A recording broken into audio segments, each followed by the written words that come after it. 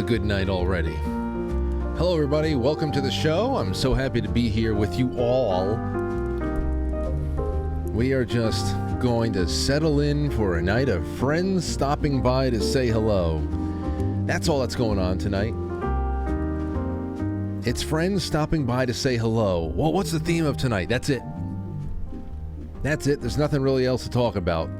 Friends will be stopping by, and we've got a lot of them. They're calling in every 5 to 7 minutes, it seems like, and I have so many wonderful videos to play. Now, I will say, I have not listened to any of the videos. I have all the videos that came in, the video greetings that came in from all of our friends, and we will list them as they come on. I want to keep it a surprise. I'll list the whole cast of characters afterwards in the episode description. But as the videos came in, I did two things. I converted them from MOV files to MP4s, and I also checked to see if the audio signals seemed to be strong enough, because I want to listen to these the same time you guys do for the first time, and I think it's going to be just wonderful. And that's what we have going on. We'll be joined by our first guest in about 10 minutes from now. So we have a little bit of time to stretch out, and then it's going to be jumping into the weeds. I have a couple of updates personally. Number one, I think I figured out what's wrong with the computer. I don't have to buy another $3,000 machine. Last night, I went home, and I was sitting at my desk with my head in my hands as I waited minutes passing by for a browser tab to open up for me. You have to imagine how frustrating this is when I'm downloading the episode, I'm encoding it, and I'm uploading it, simultaneously to Rumble, to BitChute, everywhere that the episodes live. And so I'm just sitting there with my head in my hands, because this process has been about 45 minutes to an hour longer of working every night than I have to. And Lauren sees this. She says, is there anything I can do to help? I said, nope. I don't. But at the same time, I couldn't believe that I had to buy 2 new computers. I said, what is the common denominator? I said, the browser is the common denominator between the two. Well, what could be wrong with the browser? I said, well, what about the plugins? What about the extensions? I went in there and I cleared out almost all the extensions. I started really realizing there was so much redundancy in all the ad blockers and shit like that. I said, I wonder, and I'm monitoring the CPU usage and the memory usage and all that stuff while I'm getting rid of extensions, and boom, man, plummets. Now, I'm not going to say anything more than that. I got to see what happens over the next couple of broadcasts, but so far, I have had no problems all day, and so far as I got here tonight. So, say a prayer. Say a prayer for me, please. Because if it could be that simple of a fix, all of my problems over this last year and a half, then that would be just superb. I would like to give an honorable mention to a friend of mine, everybody knows, or many of you know, that is Shem Horn. Now, Shem was helping me come up with some ideas for our thumbnail for tonight. We didn't end up using them, but he was able to generate through, I don't know what he uses, Midjourney or something, generate some really cool images with the image generators, the AI image generators. And take a look at this one. I said, hey, Shem, can you help me with a telethon feel? I want 1950s. I want Christmas colors, primary color. Give me a television studio feel with the whatever. Look at this one. This is not real. You would think that this would be like one of those candid audio shots from some kind of a, What's My Line show from back in the day that's been colorized. But the faces are a little bit wonky and weird, as AI tends to do. But I wanted to give Shem a shout out for the time he put in for it. Here's another one he made. There you go. We have some weird looking alien telephones with our very elvish telephone operators Of course, I'm the only elf here tonight answering the phones. So I just want to thank Shem for being a good sport. And there you go. What's the other thing I have for you? Oh, there's this. San Diego County woman arrested in an $8 million shoplifting ring that was targeting Ulta beauty stores. Lauren shops at Ulta from time to time. I've been in there once. So this woman is a millionaire.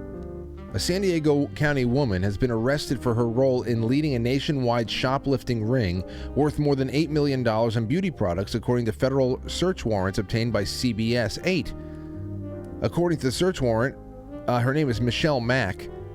She paid as many as 12 people to steal from Ulta beauty stores as well as other retail outlets and shipped them to her Bonsall post office box. In certain cases, she allegedly purchased plane tickets, rented cars, and paid for hotels for the shoplifters who worked under her. And then she put them on the secondary Amazon marketplaces and all that stuff. And listen, when we were jumping in, this is I don't want to get too deep in the weeds in anything tonight because we're going to have a good time with our friends. But when I saw this, obviously there's a lot of shoplifting going on and whatever. It's another testament of what bad policy and bad culture setting does.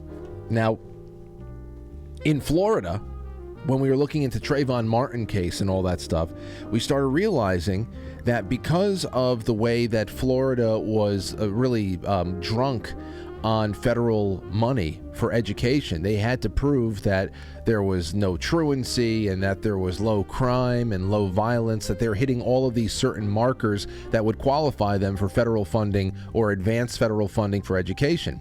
And they were hiding all of the crime statistics with some of their students, including kids like Trayvon Martin, who were, they were involved in petty crimes and all that other shit. But the other thing that we were learning is because the children were essentially immune from prosecution or any kind of consequences, that adult criminals were hiring children to go out there and do petty theft and sell marijuana and everything else like that, because he knew that if any of them got pinched, he wouldn't get pinched because there would be no crime, essentially. Now that ridiculous politicians have gone to new lengths and trying to decriminalize theft on much larger scales for adults, it only makes sense that some millionaire out there would say, hey, I'm going to fly you out to California. I want you to loot some stores. I'll give you some money. I'll pay for your flights, your food, and all that stuff, and I'm going to sell the rest of it on Amazon. Hell, nobody's going to stop them. There's certainly not. Well, I mean, now that this has been uncovered, perhaps she's going to get RICO charges, especially since it's interstate and all that other stuff. But it just goes to show. It just goes to show how this stuff has a trickle-down effect on everything. Here's some good news for you. I saw Hulk Hogan tweet this out last night. Hulk Hogan was baptized. He tweeted this at 2:05 p.m. He said, "Total surrender and dedication to Jesus is the greatest day of my life. No worries, no hate, no judgment, only love." Good for him. Good for him. It's nice to get some good news out of things every once in a while. Oh, what else is there? Nothing. It's time to have a good time with friends. Who knows who stops by? Do you know? Do I know even? You never know. Let's get one started, shall we? We'll be right back. Don't go anywhere.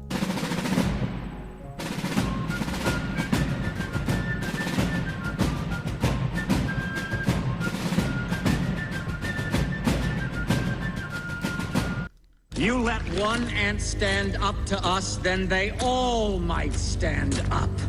Those puny little ants outnumber us 100 to 1. And if they ever figure that out, there goes our way of life. It's not about food. It's about keeping those ants in line. That's why we're going back. Does anybody else want to stay? Let's ride!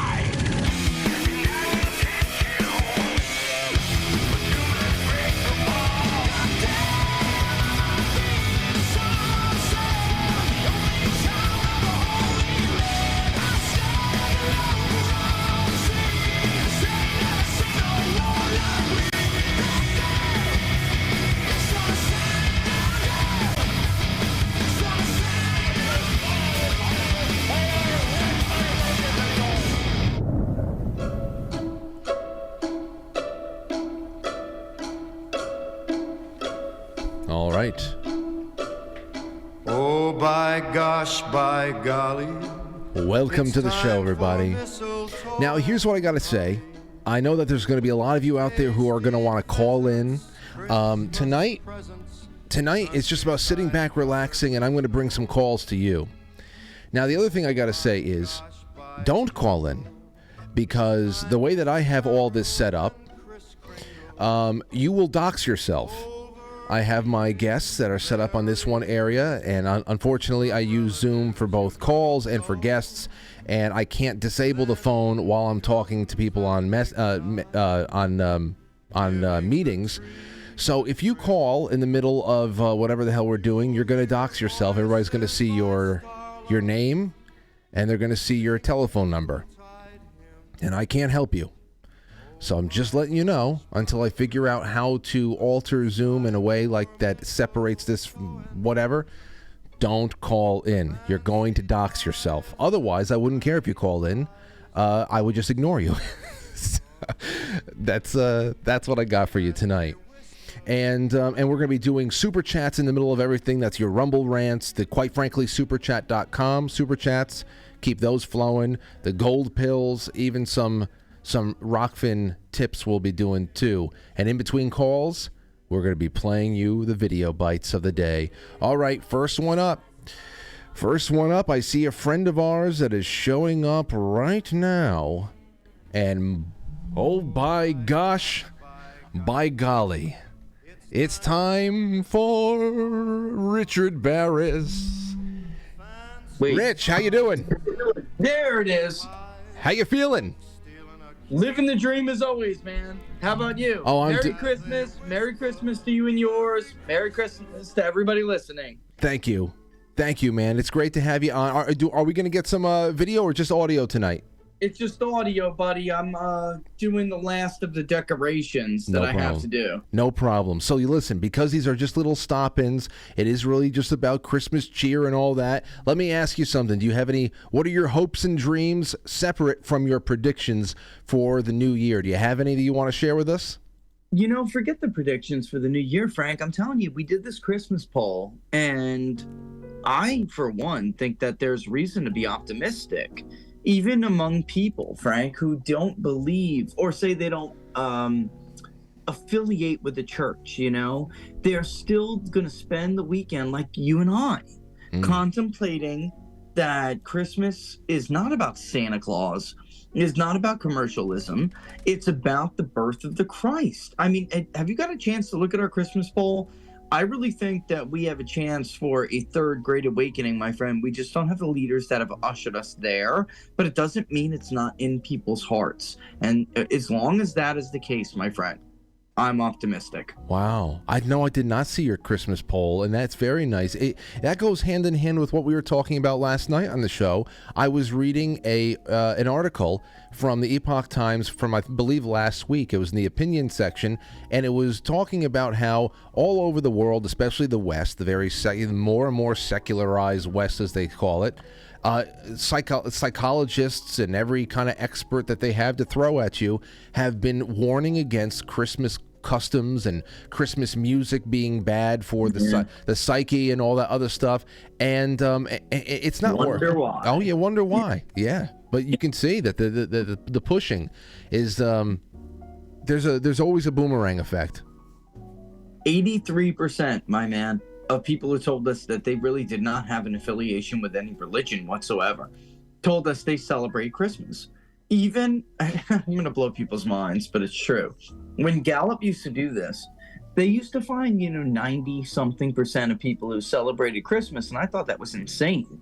What about Muslims? What about Jewish people even? Forget about people who don't have a religion. Well, 70% of Muslims told us they live in a home where there's still Christmas that is celebrated, and they're forced to contemplate whether or not Christ was the Savior. Another 50% or 57% of Jewish voters still told us that.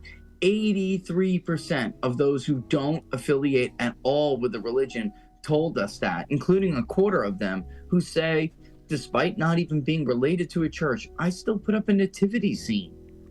Somewhere in my home. Yeah, Frank, so the point is, even though they're not other They're, they call themselves others, but they're not affiliated. That doesn't mean they don't believe in God. Get this, right? Do you or your family do the following things to celebrate Christmas? If not, whatever. But this is for those who say, do you reflect on or celebrate the birth of Christ? Almost 3 in 10 who have no religion do that. 71% who don't have any religion do that. 84% of Muslims do it and wonder whether or not they're in the right faith. I'm not kidding. I mean, what else would you be doing it for, right? The Jewish voters are the least likely to say that, but they're still about over 3 in 10. Catholics, 80% almost. Protestants, 80%, of course, right?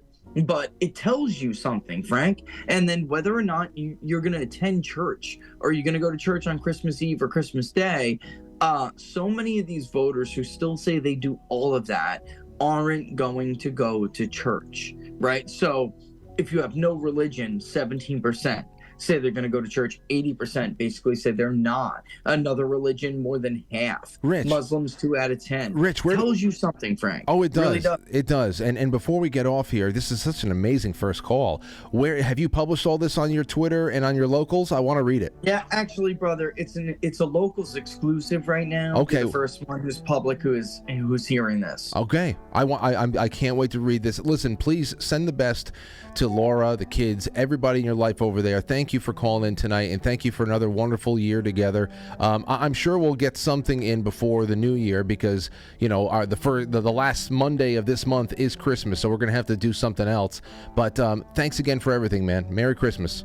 Merry Christmas to you and yours. Rejoice, listeners. Rejoice. It is not over yet. That's my point. Thank you, sir. Have a good one. God bless. Take care. There you go. There you go, ladies and gentlemen. Now let's we got somebody else we're bringing on now. We've got somebody else we're bringing in. Who is this? Is this Sean from the SGT report? Franco. John. Oh my gosh. How have you been, my friend? Merry Christmas. Merry Christmas. Lovely audience. Yes, dude, it's great to have you on. As always, I've been getting rave reviews about our last time on the show together on SGT Report. Good. Well, thanks for coming on, man. I always enjoy our conversations, and I'm going to pay it forward with a compliment to you right out of the gate. I love how you cover the real news with a flair for humor. Oh, well, thank you. Thank you. It's hard. That's hard to do. Hard to do. You know how emotional I am. Oh, I know. Oh, listen, I get emotional as well too. But every once in a while, if we're going to do this long term, then you're going to have to find a way to keep it all leveled. As a friend of the show, John Paul Rice, told me recently, the road only narrows from here on out. So we are going to have to be able to neutralize all of that. I don't know, that really nagging energy that just raps and taps on our window all the time. We got to just tell it to go pound sand. So how do you guys celebrate over there in the Midwest? Oh, well, I mean, here's the thing. I feel like it's just a matter of time before they ban the name Jesus at Christmas, making it a purely 100% secular holiday.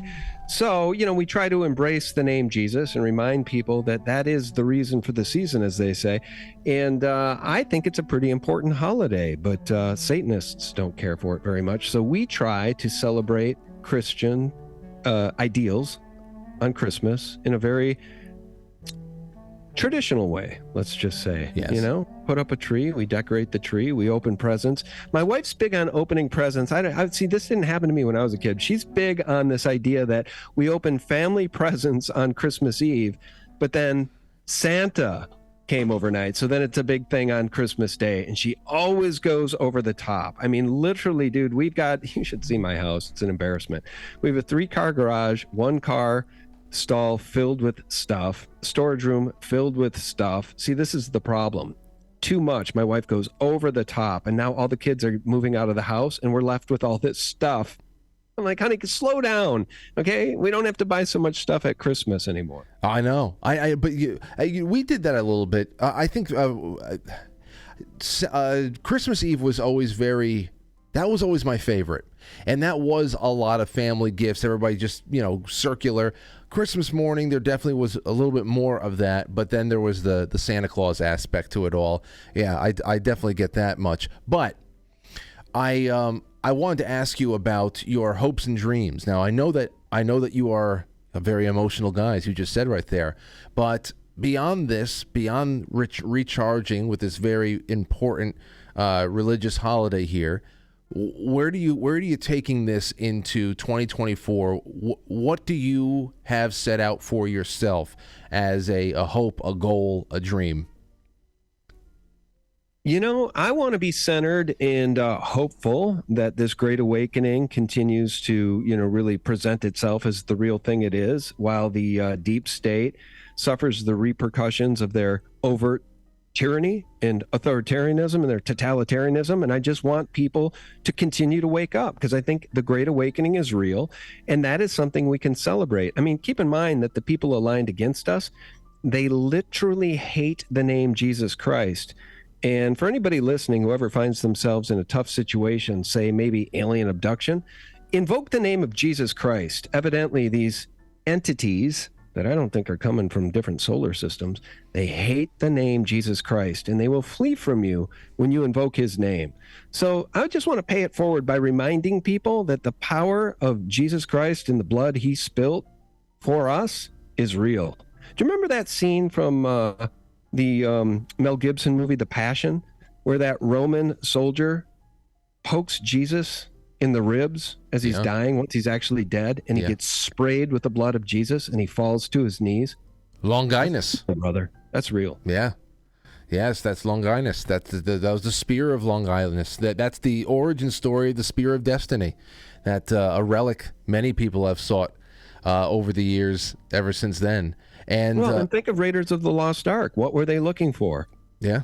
10 Commandments in the Lost Ark, right? That was the whole center of the movie, is the Nazis wanted the power if they could capture that. Do I have that right? I think I have that right. Correct? Yes. Yeah. And then of course and then we went to the chalice, the cup, the Grail in Last Crusade. So I always love, that's the reason why I love those films, actually, because there was, the whole point there was God was present, and that force, that divine force, was a very, very active part in the plot, and it was something that was not undeniable, or something that you couldn't be lost in interpretation.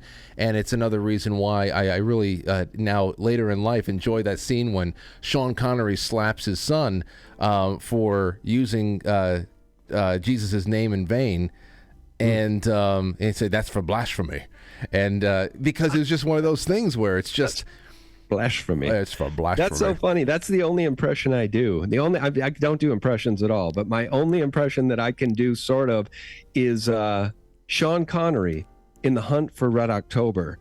As he says to Alex Baldwin, he says, they're in the belly of the submarine and they're under attack. And Alec Baldwin is going on the offensive to go get the bad guy, right? They're shooting in this nuclear submarine. And Sean Connery says to Alec Baldwin, "Careful, Ryan. Some things in here don't react so well to bullets." That's all I got. That was the Russian version of Sean Connery doing. Yeah, I mean, come on. I'll tell you one thing about that movie real quick. There is a dining room scene, a mess hall scene in there where he's eating, and I can't that's one of my least favorite eating scenes in movie history. Sean Connery just chomping through whatever. There's something about, I don't know, his lips were glazed in oil or something. Like, this is disgusting. Yeah, but what was interesting about the way they shot that, and I think that was it Tony Scott or Ridley Scott? I think it was Tony Scott. Ridley Scott, by the way, a great director, went on to make Gladiator with Russell Crowe, one of the best, I think, top 10 movies probably ever made out of Hollywood. The Passion maybe being number one. But they did something really unique in The Hunt for Red October, and I think that was directed by Tony Scott. The camera starts to push in very, very slowly on this group. This is the opening of the film where Sean Connery, who obviously cannot speak Russian, and he can't do a Russian accent, so they weren't going to go there, and they hired him for the role of this Russian sub-captain, and the camera's pushing in as he's speaking Russian to this group of guys aboard the sub. And it gets close enough to Sean Connery, close up, real tight close up, and then he starts speaking in English, sounding like Sean Connery, and the camera starts to pull back. And now for the rest of the movie, he speaks English. And I thought it was brilliant because they couldn't get him to do like even a Russian accent. They didn't even ask him to. Just to make you think that this is just for us. And on that ship, they are only speaking in Russian. It's a good thing, and that's why I love filmmaking, and it's all part of the masterful. The necessity of storytelling and how it is an art form in itself that needs to be reclaimed and brought back. Sean, once again, thank you for everything. We're going to go on to our next stop of the night. Just let everybody know how to find you, and of course, how to enjoy this Christmas. Go ahead. It's not important how to find me. Thanks for having me on. Merry Christmas to you and your audience. God bless you guys. Be well. Thank you so much, Sean. There you go. Sean from the SGT Report. Oh, it's a good night. It's going to be a good night. All night. What do we have here? Do we have another person showing up? I don't even know who the hell's coming up. You know, one of my biggest goals for 2024, I want to open up a chain of, quite frankly, perineum tanning salons. That's right, in 2024, people all over the country will be face down, ass up, in a, quite frankly, sun closet.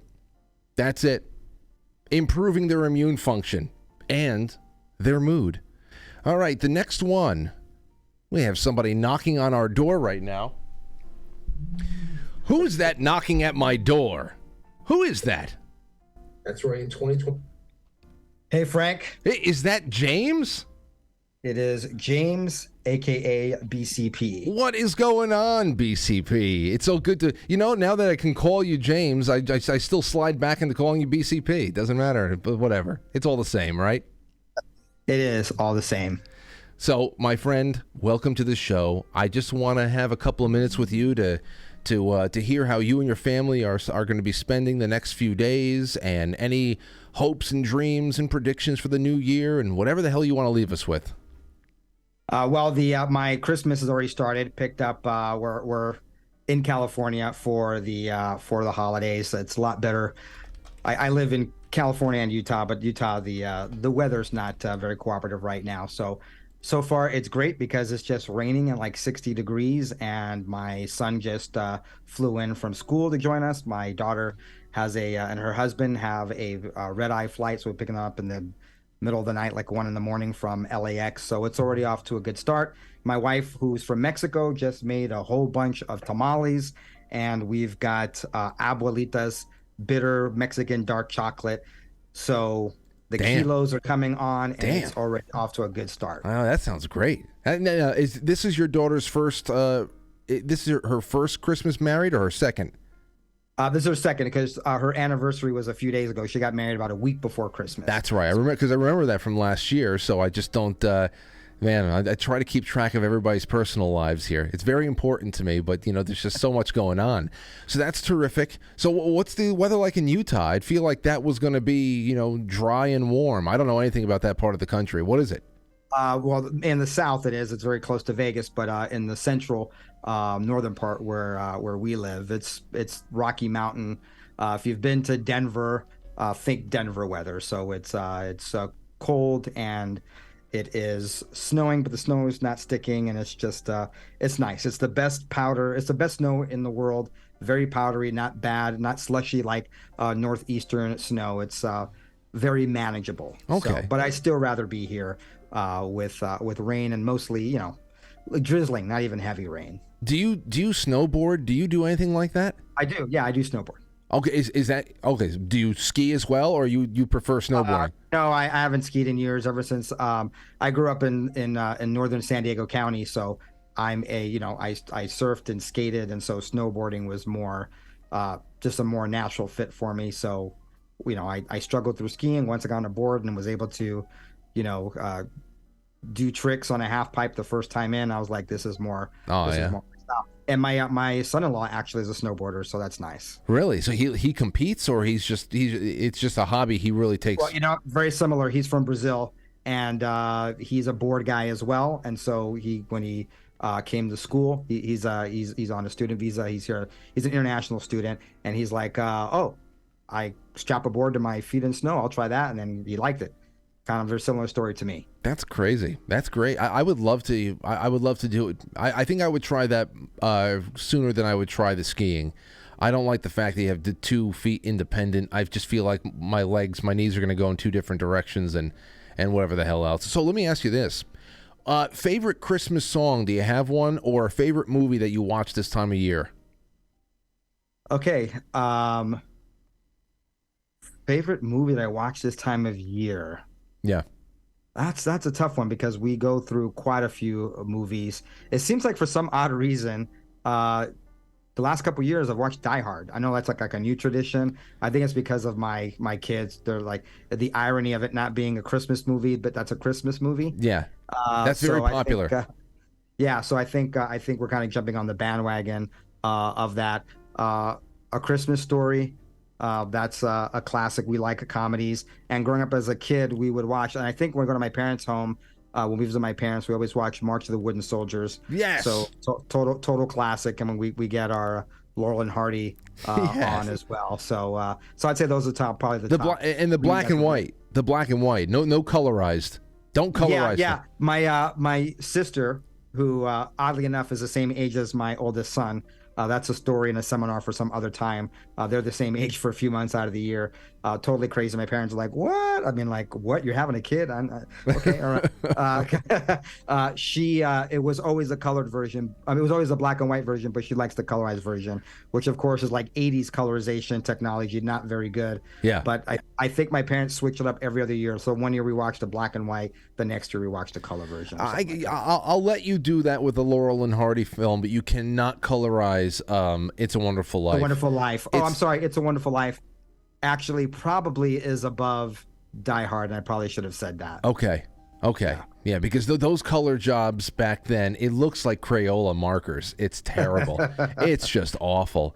But all right, man. Well, listen, here's one last thing I got for you, because you are actually going to be my first guest of the new year. I can't wait for that. January 2nd, you'll be on with me. So the last thing I have for you is, how many third graders do you think you can beat up at once? How many third graders can I beat up at once? Yeah, how many would be one too many? I'm assuming I have no morals, and it's a different James than the one that's. No. Well, this is a survival situation. Nobody has weapons, but you are getting attacked by a mob of kids. You got to fight them off. How many would be one too many? Okay, seeing that I'm 5'3", and your average third grader is probably about my size, I would say probably half a dozen. That's reasonable. Maybe 10. If it's kind of like fighting. If I'm really mad. Yeah. So I have belted in Krav Maga. I did do martial arts for several years, but third graders, if they're the average third grader and they're playing video games and they're soft, maybe a dozen. Okay. No, I got you. I think that's great. All right, man. So thank you so much for the stop. Leave everybody some Christmas wishes here.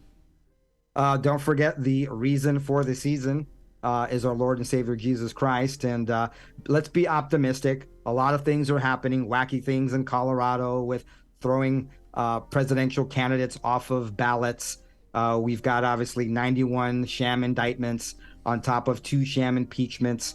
But people are waking up, and the MAGA black community, the black community vote for Donald Trump in 2024 is going to absolutely blow people's minds. The Hispanic community is quietly and silently behind Trump, not as loud. And be optimistic, but be involved. Make sure everyone does not forget in the coming year to vote in their local elections. They've been stealing this locally. Make sure that we're locally involved. Get involved in being poll watchers. We will win 2024, but not if we're passive. We have to be warriors, and we have to protect the votes. And I'm feeling optimistic for 2024.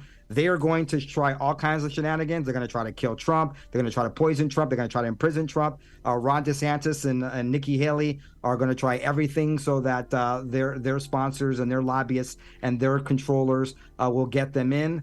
It will be a long, hard battle. It'll be like us versus 1,000 third graders. But in the end, we will prevail if we fight. Thank you. Well, Merry Christmas, James, and I can't wait to talk to you again soon. Thank you so much. Merry Christmas. All right, there you go, ladies and gents. Now, I have a little something over here. before we get, I think we have our next callers coming on, but here is a video call. Here's a video that's been left behind. Let me see here. Oh, this is nice. This is nice right here. Hold on a second. Oh, it's from Mike Baldwin. Comedian Mike Baldwin. Let's see what he has to say. Hey, Frank. Happy Christmas. Merry. God damn it. Hey, Frank and Franklies. Merry Christmas to everybody. There's my tree in the background. Pay no attention to my dirty clothes on the... What's up, Frank? Hello, Franklies, Franciscans, and everybody else. My name is Mike Baldwin. I'm a comedian. I just wanted to wish everyone a Merry Christmas. And there's my tree in the background. It's currently a Christmas tree until the week before Valentine's Day, and then it will become a Valentine's tree until Easter, and then it'll be an Easter tree until 4th of July, and then it'll be a 4th of July tree until Halloween, and then it'll be a Halloween tree until Christmas again. Anyway, watch Quite Frankly and stuff. Oh my gosh, I'm down with that. That's what our little tiny tree in here is all about. Oh man. Okay, let's do one more though. Oh, it's Megan Fox, and then we have a caller that's about to come on with us.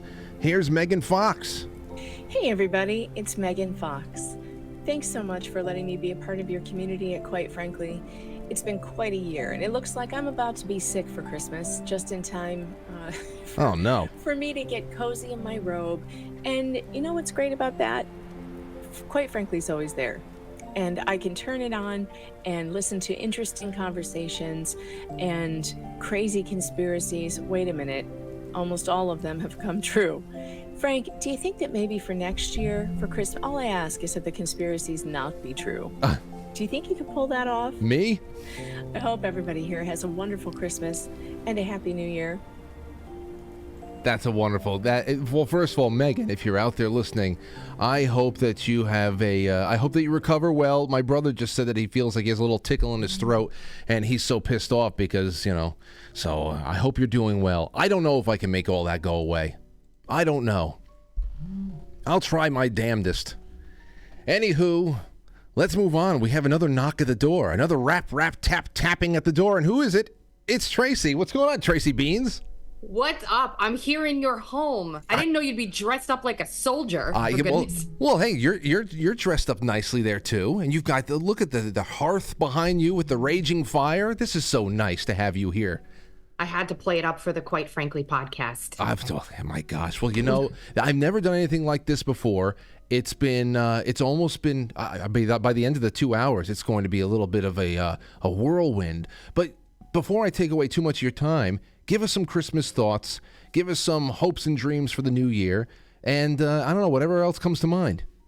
Oh, hopes and dreams. So many hopes and dreams. I have been very focused, Frank, on finding joy everywhere that I could possibly find it in this effed up world we find ourselves in. It's so important to be happy as much as you can, literally. So like every day when I wake up in the morning, I picture what my perfect day would be if I could have one.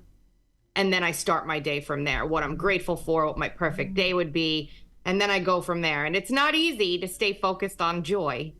That's for sure. No, but we have to try. We have to try, but there's other things that you can do to kind of prop that up, some supplementation, if you will, especially in this time of year. We've got songs, we've got different ways of, many people have different ways of praying and different rituals and all that stuff. What about songs and movies? Is there a movie that it's indispensable? You need to have some one-on-one time with a certain Christmas movie, or else you feel like you've kind of rooked yourself. There are so many we used to watch growing up. So Scrooge, the original black and white Scrooge, yes! totally mandatory most Christmases. The Grinch cartoon, absolutely crucial. I love A Miracle on 34th Street. That's a great movie. And then obviously A Christmas Story is all day on Christmas. It just plays over and over and over again. I can't tell you how happy I am that when you and anybody mentions the Alistair Sim Christmas Carol. I can't tell you. I was brought up on that too, and when I'm young, it always made me feel weird because it was old, it was black and white and whatever. And then you grow older and you really start paying attention to the acting. You start paying attention to the story more, and it's just incredible. I know that it's been done well many times afterwards, but there's just something immortal about that performance. The first one has the crackles and everything in it. It's like I know. It's got like the film crackles in it and, the old school feeling. Tomorrow is just Christmas songs for an hour. I'm so excited. We got so many Christmas songs. I heard about that. So tomorrow at 8:30, when we start our morning show on Rumble, it's just going to be an hour Christmas songs. And I should be well versed in this now. We've been talking about Christmas songs a little bit in and out. I've got some things in my head. I've got some top fives in my head. You know what's been popping up a little bit more for me recently, the last year, that I've heard it more than ever, and it's caught my attention, is Mary, Did You Know? Oh, yeah. Yeah. Everybody's singing it. Yeah. It's been around, and but it's just crazy how your attention is drawn to things after years of it just kind of going right under the bridge and out of sight. So we'll talk about that and much more tomorrow. Okay, so your whole mentality going into 24 is trying to hold on to dear life, to that kind of peace and tranquility that we are kind of, just simmering in right now. Anything else that you want to leave us with? Well, if everybody does that, right? If every one of us take the time to, do that, the world will change. Mm-hmm. And, it's just something I'm sure of. God wants us to love everyone and everything. And my real resolution for New Year is just trying to completely eliminate judgment completely from my life. Judging people, judging things. I would like to eliminate judgment. That's my goal. You know what feels really good when you get rid of it is gossip. Gossip is a horrible, horrible thing. I remember it was a few years ago, I was in a conversation that I just really wanted to get out of real quick, and because I felt myself saying something.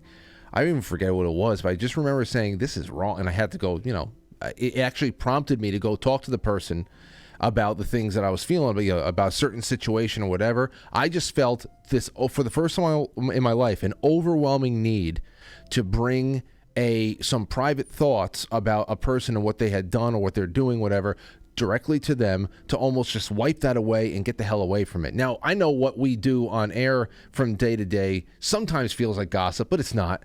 It's all very open. So it's a public relations battlefield. But I'm talking about gossip in the personal life.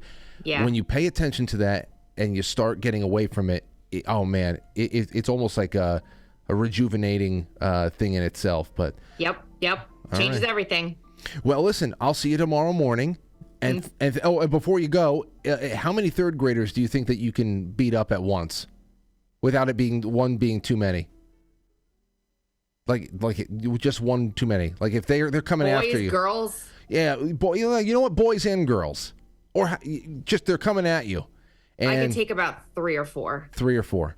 Yeah. All right. Easy. Okay, I like that.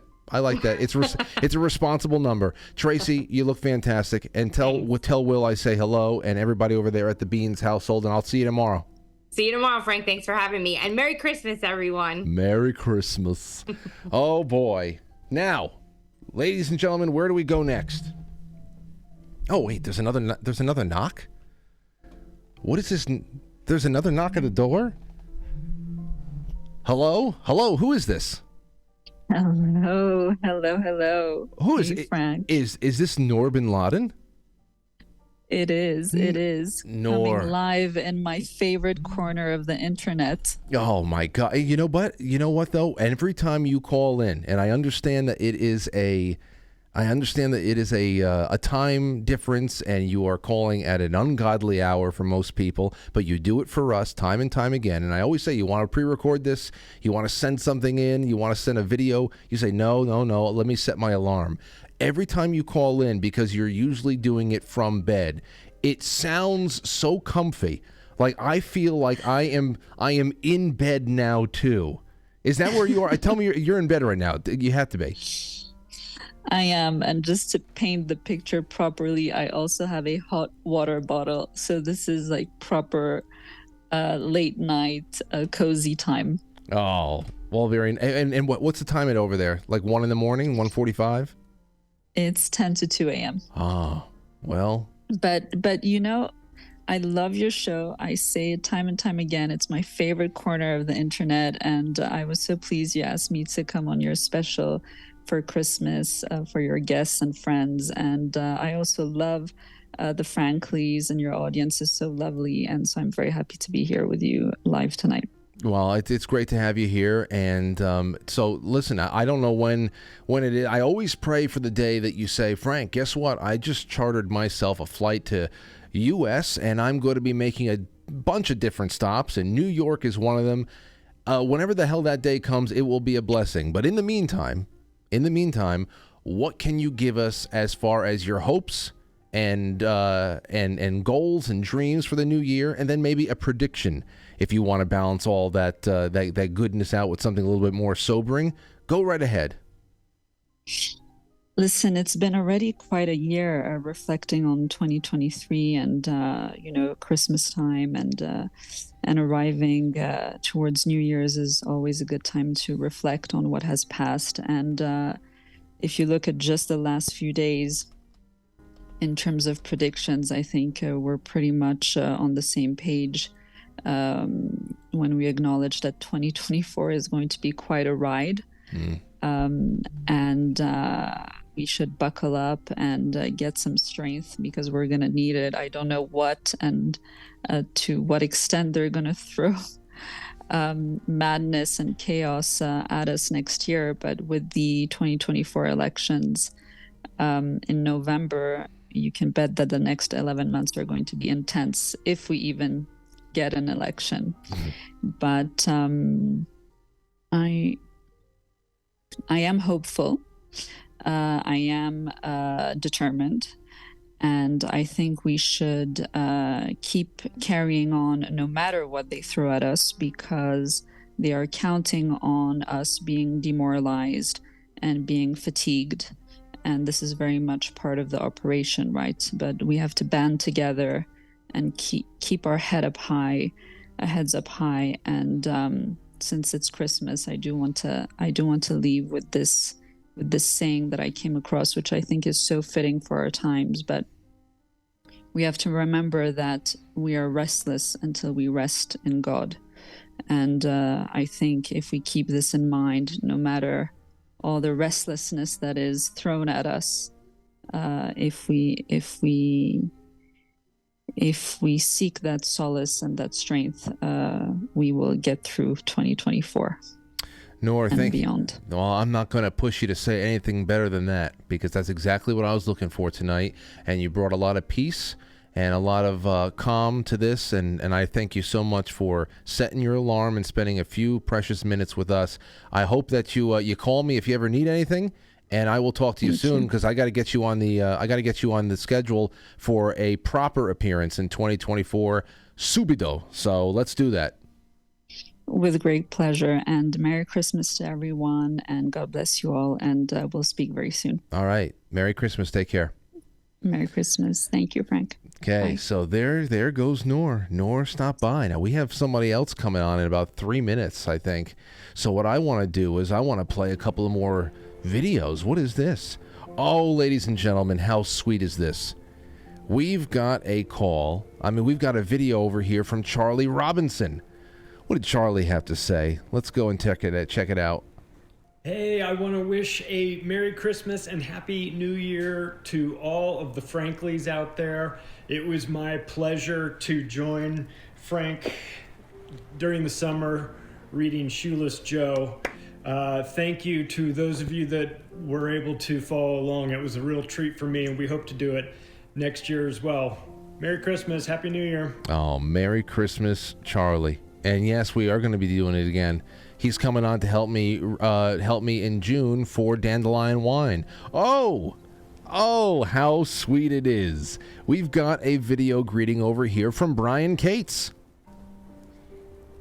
Hello, this is Brian Cates here, intrepid political columnist and pundit at the Rise of the New Media newsletter, wishing all you quite frankly viewers a very Merry Christmas and Happy New Year. Thank you. Thank you so much, Brian. I haven't seen Brian in a while. 2 years in a row, I got to hang out with Brian at the Dark to Light extravaganza in Myrtle Beach. So, gotta find a way to get in, hanging out with him again. Oh, now we've got a rap at the door. What is that? What's that sound over here in the middle of the night? My gosh. Oh my gosh, my golly. I would like to introduce you all to Tony Merkel. Tony, how you doing, man? Doing well, man. Thank you for having me. Dude, no, first of all, we've spoken through voice notes for months and months and months and all that stuff, and I've got you on the schedule for, I think, January 24th this year, but it's a real honor to introduce you to my audience, and I love your work, and I think we're going to have a lot of fun together in the new year. Absolutely, absolutely. I wanted to make sure when you invited me on to hop on here. I'm at the house right now, so this is my wife's office. That's why there's a pink pill in the background. Just don't judge me. You know? I'm wearing a Nutcracker sweater tonight, Tony. It's all right. It's fair. It's totally fine. So everybody, you may or may not know, but you will soon. Tony, tell everybody about your show and the work that you do.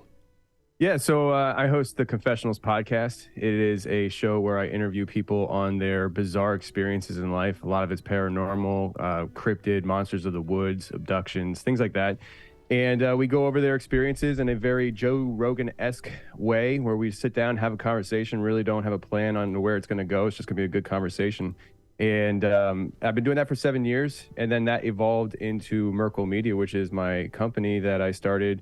I thought it was just going to be a podcast company, and now we're doing movies and films, documentaries, which I think I call adventure action documentaries. I don't know what else to call it. Like me and my team go out there in the woods and we look for monsters in areas that have been talked about on the show. So that's what I'm doing, and it's been a blast. I'm enjoying it. It got me out of truck driving, which is great. In fact, I found you listening to your show while I was a truck driver trying to build my podcast. I think you had 20, 30,000 subscribers at the time, and now you're over 100,000. That's great, man. I'm proud of you. Well, thank you so much. As I always say, it's really just a testament to the time put in, because I wish I can say I'm reaching that 100,000, but I really appreciate it, and I love watching your stuff. And in fact, we just interviewed Ashton Forbes, and I believe you really got his media tour kicked off with all of his work with MH370, and so it was really it's awesome just to see new media. Really, it's its own thing now. It's not that it's budding, it's germinating. It's really its own thing, and there's so many great established things that are going on, and the momentum is all ours. And I'm really happy that we're all working together, and that we're also not drowning in news, because these are the things that people need. These conversations, they need to say, "What if?" They need to go in the woods and hunt for monsters sometimes. Yeah, and that's the thing about Ashton. I mean, that happened so fast. Somebody tagged me in one of his threads on a Friday night. I saw it at midnight. I messaged him, and then I commented and said, "Hey, I DM'd you my info. Get a hold of me so we can talk more personal." And that Saturday morning, I'm talking to him on the phone, buying a plane ticket, flew him in on Sunday to be in studio. We had a 2-hour show and flew him out on Sunday. I was the fastest turnaround I've ever done. But it was definitely worth it. I mean, the guy has so much information. And I just told him, I said, just talk. And he did. And that was fantastic. And this whole new world we live in with the technology and everything has really been a blessing to be involved in. I mean, I never expected to be doing this kind of stuff for a living. I mean, I didn't graduate college, but I did go to college. I went to a Bible college and studied ministry for a while and figured that wasn't for me. And I decided to become a truck driver. And I thought I'd be settling in the truck driving for the rest of my life, but here I am, making movies and documentaries and podcasts. So it's been a wild ride for sure. It's great. It really is. It is. And so leave everybody with some Christmas and New Year thoughts. And I'm really looking forward to your first official appearance on the show in a few weeks. Yeah. So I you know, a little bit about me. I once had a radio show, very short-lived, called Rage Against Dystopia, and that's kind of my that's my mindset. I tend to read tea leaves in a very negative way, but it is the holiday season, so I'll do it in the way that I typically operate my life. So when I see the future coming down, and obviously next year, 2024, there's going to be a lot of craziness, and you know, everybody's going to be tuning into your show to see what's going on. But in the midst of those storms, I tend to just really put my head down.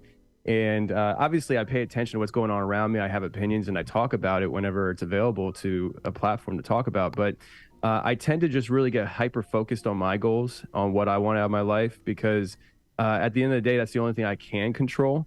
And I always think, like, you know, if me doing what I do, creating, you know, podcasts and documentaries and films, if that's taken away from me and off the table, there's a good chance we're all in the same boat at that point anyways. Yeah. There's a good chance that, like, nobody's logging on the internet because they hacked it or something. So I just kind of really get micro focused and hone in on my goals. This coming year is going to be a very big year for what I'm doing. I'm releasing three films. Essentially, one is going to be actually a movie. It has acting. We shot it in Colorado. Speaking of Colorado, we shot it in Colorado this past summer. And so I'm just really excited about what I'm doing and what I got going. And I keep, you know, focused on what's going on around me, but knowing that I really can't change a whole lot of that, I tend to just stay really hyper focused. And I encourage people to do the same thing. Get those goals with your life. We tend to live our lives on default a lot of times, and we don't really control the change that's inevitable. You know, I'm 38 years old. When I was 28, I was a completely different person. When I was 28, I was in the middle of just 100% dedicating my life to driving truck, and podcasting wasn't on the radar. And a lot of things have changed in the last 10 years of my life, and it was all controlled change. I had a goal, I had a mission, I hyper-focused on it, and I pursued it. And I think that people should pursue that more, that kind of way of living more, because there's a good chance you're going to change 10 years from now either way. Whether you mean to or not, you will be a different person. Just like anybody who's been married for a lengthy period of time, your spouse will tell you you're a different person than the person that they married, because you just change on default. So why not control that change in 2024 and try to be the person you want to be? We're all about the New Year's resolutions and stuff in the beginning of the year. Well, actually do that and make a change in your life for the better, whatever you want to see out of your life. I've seen far too many people get started in just like this content creation industry at an age that you wouldn't think they would be, and be successful at it. So even age isn't a hurdle to jump. It doesn't matter how old you are, how young you are. Just find what makes you tick and pursue it this year. And with all the landmines going on around you and stuff, just bob and weave, dodge, and stay hyper-focused on those goals for your life. That's the only thing you can control. Oh, Tony, very well said. And yeah, you're right. Especially if your goal is not to become a major league pitcher, you have a lot of time. You have a lot of time to figure it out and to tinker. But as long as you're tinkering, as long as you're working, and I appreciate you stopping by tonight. It's good meeting you, man. So Merry Christmas and Happy New Year. We'll talk soon. Merry Christmas, Happy New Year to you and everybody else. There you go, Tony Merkel, The Confessionals. Go check him out right now, and you will see him on the show, I believe, on the 24th, right, Tone? Yes, I believe 24th, yes. All right. Thank you, man. Have a good night. Take care. There you go. All right, ladies and gentlemen, so we have a few more things over here. Wow. We'll have a couple of minutes until we get, now, in the second half, I know. Oh, I got to click over. I don't think it's just too much work. Tonight, you've got to come over. You've got to come over. The Pilled link is in the description. That's very stable. I mean, if you ever have problems, you should definitely get in touch with me, and I'll hook you up with support. And we have solved so many things, and you've actually helped us with your feedback make all of our platforms stronger. It's all about independence. You know, we're trying to just have independent fallback places where we can hang our hat and know that this is ours. And we have a lot of great things. You have no clue who I am clicking through right now. I can't wait to play these. It's incredible. Here's one for you. Everybody knows. Don't miss the second half. Go to quitefrankly.tv or pilled.net. We're doing that in 2 minutes. In the meantime, here's a familiar face. Folks, it's your friend, So Dude, coming to you in the early morning hours of an Oregon morning. Wanted to take a second to wish each and every one of the Franklies, and even you Franciscans, a very Merry Christmas and a healthy and happy New Year. I've got a couple of thoughts about 2024. One of them I know will come to pass. That is the fact that this is going to be the year, thanks to voices like Frank's, that we take back our country. We become an informed public and own the US of A again. My second prediction may not happen in 2044, but I'm telling you, you can take this one to the bank. One day, quite frankly, is going to be the new Tonight Show. And you heard that from your brother Zoe. Oh, Zoe. Merry Christmas, everyone. God bless. Oh, Zoe, that's very, very kind of you. That's a very high compliment, and oh boy, what an honor if that comes to pass. And you know, it's funny because it's what we think about. We think about how to go and lean deeper into variety, into human condition, into human interest stories, and that's really where we want to take this. You know, it's always good to know what's going on out there, and sometimes the stories and the events, the happenings are too big to ignore. But there's a whole lot more to this. Let's get one more or two more quick ones before we go to our intermission. You can head over to quitefrankly.tv right now if you want to get ahead of the game. Here's one from Robert Phoenix. Robert Phoenix is in here. Robert Phoenix here from the Hill Country and of robertphoenix.com in the 11th house. I want to wish Frank, his family, and the Quite Frankly crew an absolutely great Christmas. And for the rest of you merry Franksters out there, I wish you more of the same.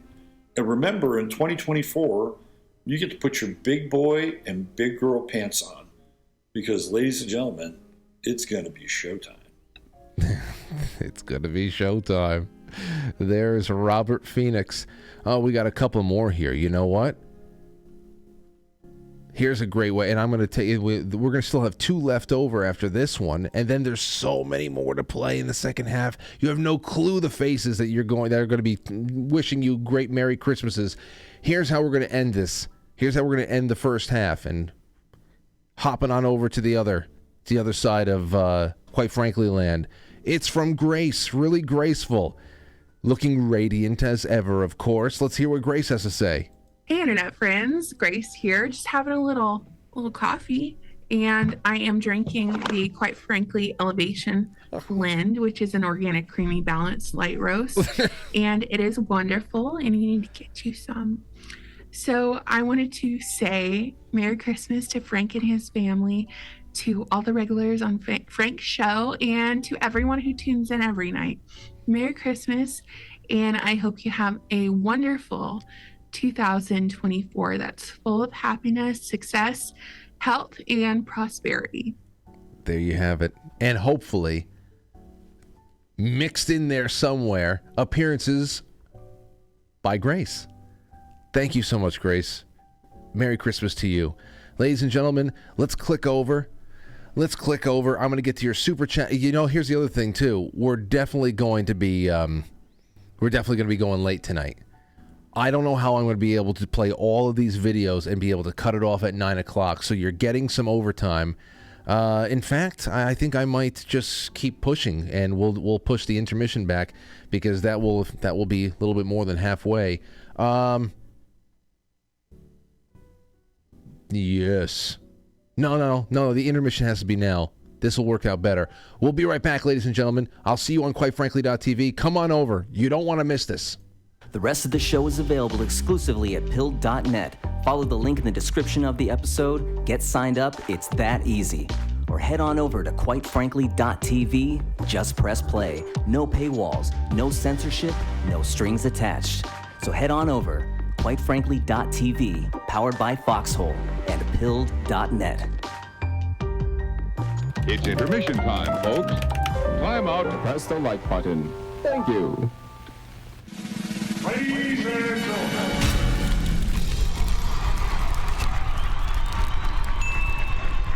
Welcome to Quite Frankly. Quite frankly. Quite frankly. Quite frankly.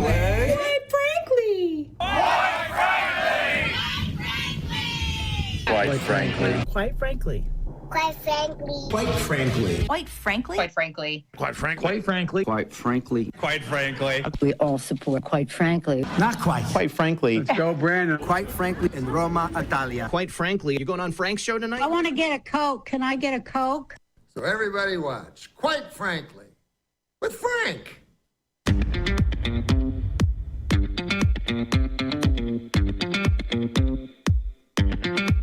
Quite frankly.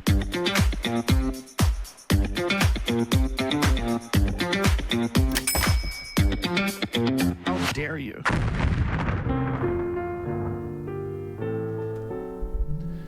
All right, ladies and gentlemen. Hello, hello, hello. Where are we here? Good job. Good job.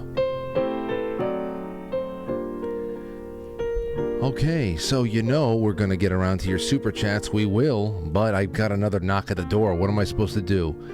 Leave them out in the cold? I just can't do it. Let's go answer the door. Let's go see who's there. And joining us, who is that right there? Is this Shane Cashman? Yo, what's good, Frank? Damn, man, you look chic. I wanted to get nice for you, and I had a little tequila, Oh my God! Celebrating. It looks good. You look really good. You really do. But then again, you seem like you are a little bit more embracing of your world traveler kind of a personality now. You are literally everywhere. Every time I turn around, you're doing something different. You're on another big show. Jeez, a big year. I'm a time traveler now. That's why I was going for this. I feel like this is the time traveler from the 70s. You look like DB. Yeah, it's been crazy. DB Cooper. Yeah, that's how I got to my studio. I jumped out of an airplane. I have a suitcase of money over here. So, dude, give us some Christmas wishes, some Christmas thoughts, and give us some thoughts about the new year, because I'm sure that you're going to have a very busy one. You already are. Yeah, it's been crazy. So, first of all, this is our year anniversary of me meeting you. The first time I did your show was last December. It was it? So, yep. Wow. Yep. Early December. Thank you for that. That was amazing. I love doing your show. I'm glad to be here tonight. Christmas wishes. A big one, I think will solve a lot of problems, is if the Large Hadron Collider explodes. I think if that thing goes, I think we're a lot better. We're in a way better place. So if we can all just pray on that, I think that would be amazing. That's right. The other, I really want that. And then I've been thinking a lot about accountability, and I think I would wish for a successful Nuremberg trials 2.0 for all those bureaucrats who are responsible and the so-called experts who murdered lots of people over the last few years. So I'd like to see those. Those are two wishes I'd really like to come to fruition in 2024. Predictions. I think this one's possible. Really possible. I think that they're going to try to find a way to stop people like us from subverting the narrative. During COVID, during lockdowns, this new media space really I really mean this, saved people's lives.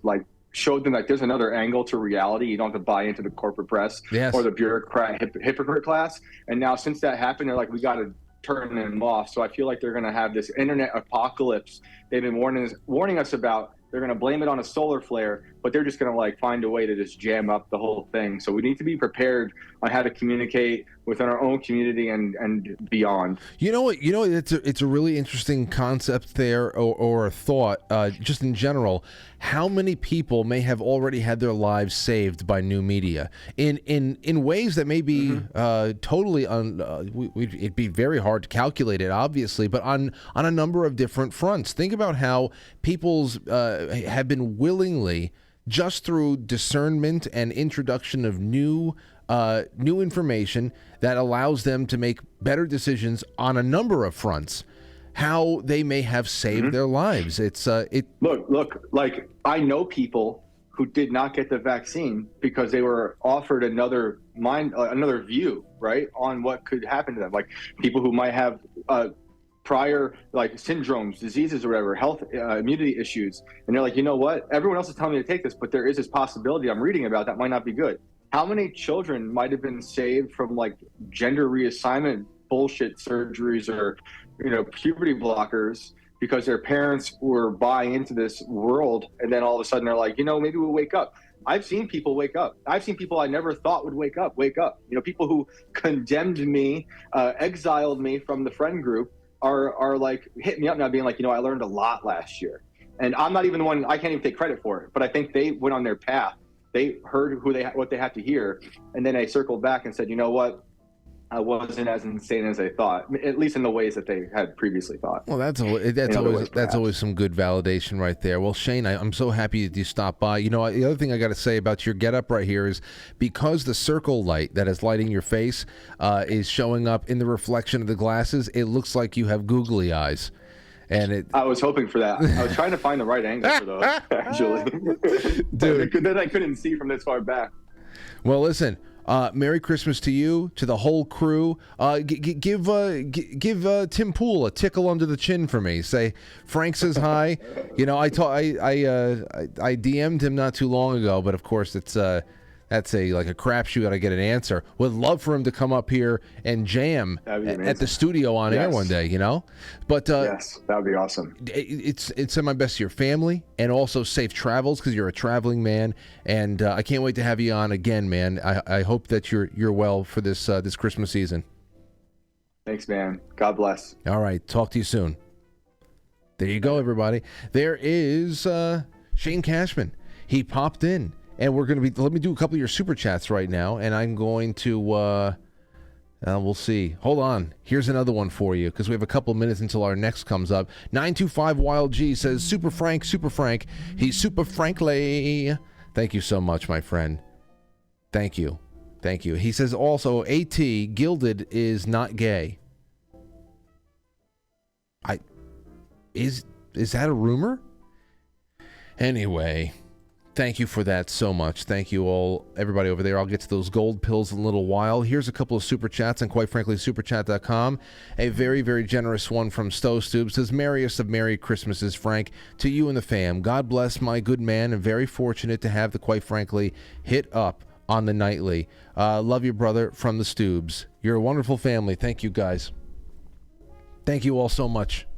Shotzi says, awesome holiday show. You're the best. Shotzi, we just wrote you out a card the other day, so you have a card coming your way. Thank you. Katie Sky, I'm so happy. This is 2 nights in a row she has the super chats working. Katie Sky says, oh my, Frank, I've never seen you look so debonair. Lauren is quite lucky, though you are as well, I'm sure. But if she ever does leave you for Mark Swan, that sweater will have the ladies in the bag. I know, especially Aurora FaceTimed me before the show started, about 10 minutes before the show started. I picked up and she saw that. She goes, what are you wearing? I said, this is my Nutcracker suit. And she goes, no, you look great. You look great, Dad. After a little bit of encouragement from her, Lauren, she said that. Anyway, thank you for that, Katie. Jay Brits, Merry Christmas, Frank, Franklies, and Zen Master Stove. Revolution says, hey, Frank, I have to be out being social tonight, so I'll catch the Quite Christmas Frankie Palooza extravaganza later on, but wanted to say Merry Christmas to all the special appearance guests tonight. I can't wait to find out who they all were tomorrow. Oh, and you will. Thank you, Rev. Gino says, Merry Christmas to you, Lauren, Aurora, the whole family, Francis. My wife and I finally have our first little miracle on the way, and we're over the moon. Just found out last night it's a boy. Oh, a male heir. Congratulations, Gino. Best Christmas present ever. Yes, it is. Gino says, and really looking forward to Mom and Dad tomorrow. That show last year was so great, just sitting around the fire reminiscing with part of my own family. Can't wait. Merry Christmas again. The weary world rejoices. Yes. Now, my parents will be in tomorrow night, and it'll be a good time. I have a lot planned. Erica Barica says, hey, Frank, the Tony Black shirt is incredible. Are you planning to offer women's sizes and styles for the new shirt merch at some point? That would be wonderful. Well, I asked about that, and these are unisex, which is why they run a little bit smaller. So you should You should definitely get a little size larger, but they're unisex. I asked Adrian about that. I said, what about female cuts and all that stuff? So it's not as tailored as you may like it, but I would say get a small or a medium or whatever it is. You just get something to see how it fits on you. It's supposed to be, I know, gender neutral. How dare I, right? But that's just the way it is. If there is ever an introduction into the merchandise for anything other than the unisex ones, I'll let you know. But they've been working out pretty good so far. That's what I have for you. All right. So let me see here. We've got a couple more things going on, and I gotta find some time to get into these video calls because they're only going to get better and better as the night goes on. Let's see here. First one. Oh, wait a second. We've got another rap at the door, and boy, look at this. Look at this atmosphere. My good buddy, how are you, Zach Payne? It's great to have you on. Red Pill 78. Welcome. Thank you for having me, Frank. It's good to be here. Merry Christmas. You look like you're calling me from the set of Tron. You should see the plasma ball I have going over here. Hold on. Let me change my camera angle. Let's see here. Oh, wow. Look at this. Oh man, I had a plasma ball, and we moved it into the other room, but that is great, man. Yeah, that's what Lisa got me for Christmas. So tremendous.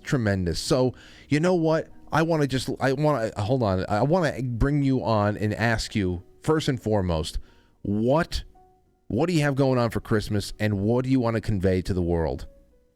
Honestly, it's going to be really low key. Lisa and I are just hanging out here. We're not entertaining. Well, actually, I'm sorry. Her daughter is coming here. I completely forgot about that. So we are entertaining one person, but it's still going to be low key. We're going to make dinner here at the house. And really, that's it. Just taking it easy, getting some time off. I've got Saturday, Sunday, and Monday off. I'm looking forward to that. I can't tell you the last time I had 3 days off in a row. So I'm stoked. I'm stoked too. I'm taking off Tuesday as well. I'm taking off the 26th. Where are you going? Oh, where am I going? My living room? I don't. Perfect. Who is that? Is our second of the duo showing up right now? Adel, is that you? That is me. What's up, Frank? Oh, look at you, all chic outside. You got leather on and everything. Yeah. We're at one of the nicest steakhouses in Pittsburgh right now, doing a little dinner with my buddies. Just ordered a fillet with a little lobster tail. I'm very excited about this meal that's about to come. Oh man, you're doing surf and turf. Yes, I am. Yes, I am. Living it up, man. Living it up. Hey, now listen, Zach, what do you think about this? Adel went for the fillet. Don't you think he should have gone for something with a little bit more marbleization? I mean, I'm good with that, but there is something to be said for a perfectly cooked fillet that just melts in your mouth. If it's got a thick slab of garlic butter on top, I really can't beat it. So, honestly, I love ribeye, okay? Hands down, ribeye is amazing. And but the other thing is that fillet is amazing as well. So anytime we go out for steak, when I have to choose between the two, it's a very difficult proposition. Wow. It was very difficult tonight. I'm not going to lie. There was some aged ribeyes on the menu that sounded very, very good. But I went with the fillet because anytime I go to a really nice place, that's typically what I go for. So, Adel, what are you going for as far as did you bring any appetizers out? Did you order a cocktail? Is this a night that you will take out an old fashioned, a White Russian? What are you going for? So I did a smoked old fashioned. It was absolutely fantastic, and we did some calamari for an appetizer, which is also very, very good. So this place is excellent. Let me ask this: Did you have like a garlic mustard aioli with that calamari, or was it just a standard marinara? No, it was actually in a sweet and spicy Thai sauce, like a Thai chili sweet and spicy sauce. It was really, really good. Oh, Well, that's unexpected, but I'd take it, I guess. That is unexpected. I know what you're talking about with the spicy aioli. They bring that out a lot there too. I like the marinara. I like that. But I'll go with anything. Especially if they could just give me some lemon. I'll just squeeze it. Yeah. You know, I was looking into Absolutely. that. I was looking into recipes today. I was looking into recipes today because I told Lauren, I said, you know what, for Christmas, I'd like to, let's pick out some recipes. I'd like to be a part of the cooking here, and I want to do something different. And stuffed calamari, it had popped up there, and I have never done that. Now, that's something totally different. Have you ever had stuffed calamari? I have not. That sounds amazing, though. Yes. What was it stuffed with? Oh, it's stuffed with like you can make it with breadcrumbs, but also the tentacles of the, so you keep the bodies intact, but you chop up the tentacles and you create. There's so many ways that you can actually stuff it with breadcrumbs and the oil and sun-dried tomato, all types of things, and you put it inside of the bodies. And then you have to pin them together. You actually use a toothpick to keep them sealed, and then it's something a lot different than what people get at the restaurants. But anyway, that you sound like you have a really great thing going on there tonight. Let me ask you, Zach, when you go out on a night like that, what do you usually order as a cocktail? Well, I don't drink at all, so it would be water with lemon. Okay, that's maybe a root beer or something like that. Well, yeah, usually I'm going for seltzer and lime myself. Okay. So Yeah. that's fantastic. Well, you know what? Let me just let you guys both say something a little bit about Christmas and whatever you want to convey to everybody at home. Go ahead. I don't care who starts. Well, I think that this Christmas is a little unlike the years of Christmas past. We're kind of in this transition period between the old world and the new, and people are looking at 2024 not really knowing what to expect. And all I can say is the only thing that you have any certainty of is the company of the people that mean something to you and that matter in your life. And that's really the only thing I think that you should be focusing on with any certainty, because everything else is up for debate. You have no idea of what's coming down the pike. We can talk about this, guess, we can wax philosophical on all of it, but I think the only thing that I'm really certain of is that I'm going to have the people that I love at my side, and that I got no idea of what's coming next. Very, very, very responsible thing to say there, and it also, it leaves a lot of space for really good things to happen. Sure. I understand people don't want to go all in on the doom and gloom. They don't want to go all in on the pie in the sky either. And it's just good just to say, hey, you know what? It's a blank canvas, and we all have choices to make. So let's just do that. Go ahead, Adel, because I want you to go back to that succulent meal that you have coming your way. Oh, absolutely. Yeah. Just kind of echoing what Zach said, but I do think 2024 is going to be a transformative year. We kind of I talked about a groundswell, like a raising consciousness happening. I think we're going to start to see the fruits of that in 2024. I think it's going to be a wild and crazy year. So enjoy the holiday now.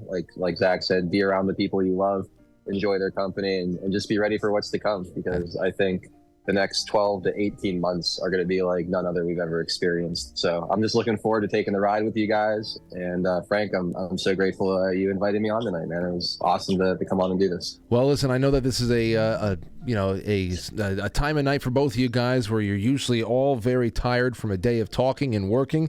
So I'm just glad that you made some time for me. And I will say one thing going into 2024, that Thursdays at 4 o'clock will always be a very big thing that I look forward to, hanging out with you both. And we'll do this more often in the new year, no doubt about it. Likewise. Sounds good. All right, guys. All right, thanks for having me. Merry Christmas and buckle up. Merry Christmas. Take care. See ya. Much love, Frank. See you, everybody. Much love. There you go. Oh my gosh. The hits just keep on coming. Don't they? and I have another one for you right now. So it's been a little while. It's been a little while, but I can't tell you how long I've been waiting to say hello to this guy again. He's been busy. He's a heavy hitter, and he is always down for a good fight. It's Carpe Donktum. What's going on, man? Hey, what's up? Can you hear me? I can hear you just fine, and you look great too. Damn, you got some great lighting in there. Yeah, here I'll show you. Just amazing lighting. Oh, look at that. Well, see, there you go. This is why they say that the moon landing was faked. What you're able to right. if you can make me look this good, then you can fake the moon landing for sure. Well, you look healthy and you look happy, and that's all that matters. And let me ask you, going into 2024, give me some thoughts. First of all, give us some Christmas wishes if you have any. But 2024, I'm interested about your outlook because you're a guy who's been through the ringer, and I have to imagine that you have insight on both sides of that fence. And I'd like to just know what you're doing going into sailing into the fog with us in this big year. Well, I mean, we're going into 2024, and the election is going to just go crazy, right? I mean, I can't imagine that it's going to slow down. No. So we got that coming up, and nothing magical happens on the first of the year, but something magical does sort of happen. Everything goes just through the roof. You thought that like the rhetoric was kind of bad before. It's going to go even worse, I'm sure. And you'll see some people drop out. I'm hoping you'll see some people drop out. Maybe the Nikki Haley's or the Chris Christie's. Has Chris Christie dropped out already? I don't know. I do not know. But here's the thing. I look at going into this. Obviously, on that level, it's going to take care of itself. But on let's just talk about new media.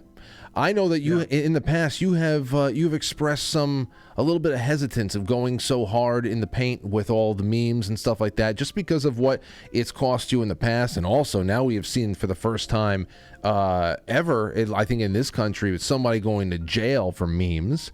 Right.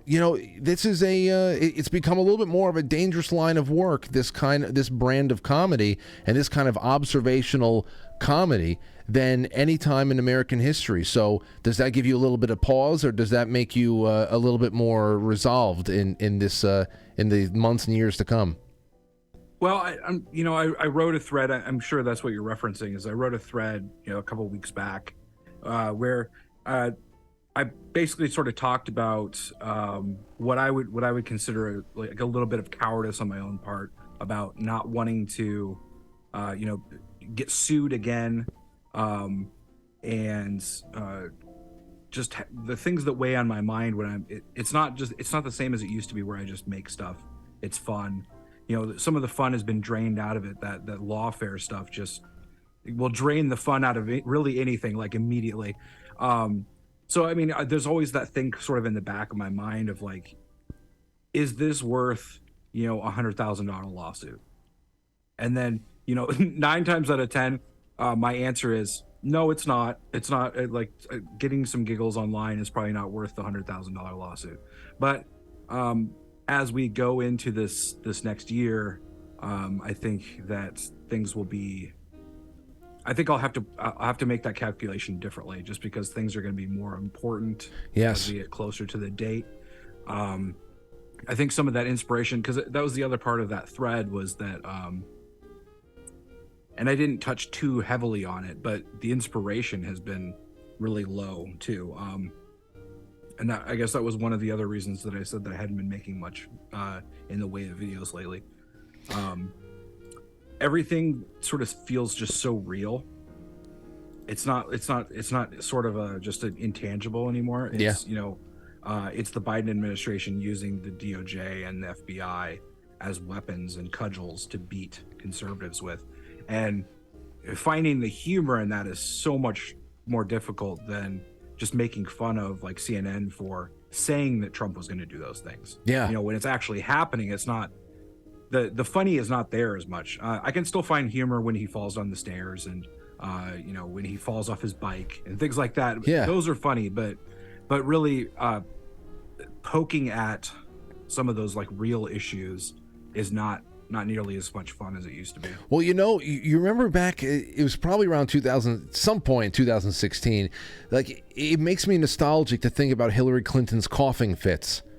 Like when to think how that actually warms my heart to think about those days. Oh, she was coughing again. Oh, did you see? You remember when she kind of like coughed up that spit that thing up? Yeah, that green glob of something into her water. We're like, it's a fucking alien. There's something going. Like it's coming out of her now. That was just so. But I understand it, man. I don't see it as cowardice at all. I think that it's something that gives a lot of people pause.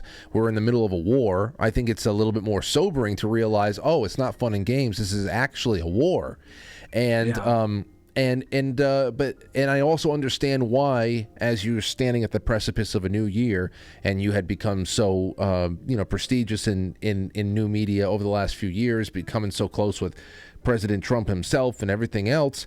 I understand. We're like this. We braid each other's hair. Well, he knows you. We're that close. Well, he'd be able to pick you out of a crowd. That's for sure. Can't. All right, maybe. I can't say that about me, but I understand that pause, and I understand that after a while, like, okay, $100,000 lawsuit, a couple of giggles, but it's more than that when you think about it. As you're just saying, it's the principle, and it's also the future. So.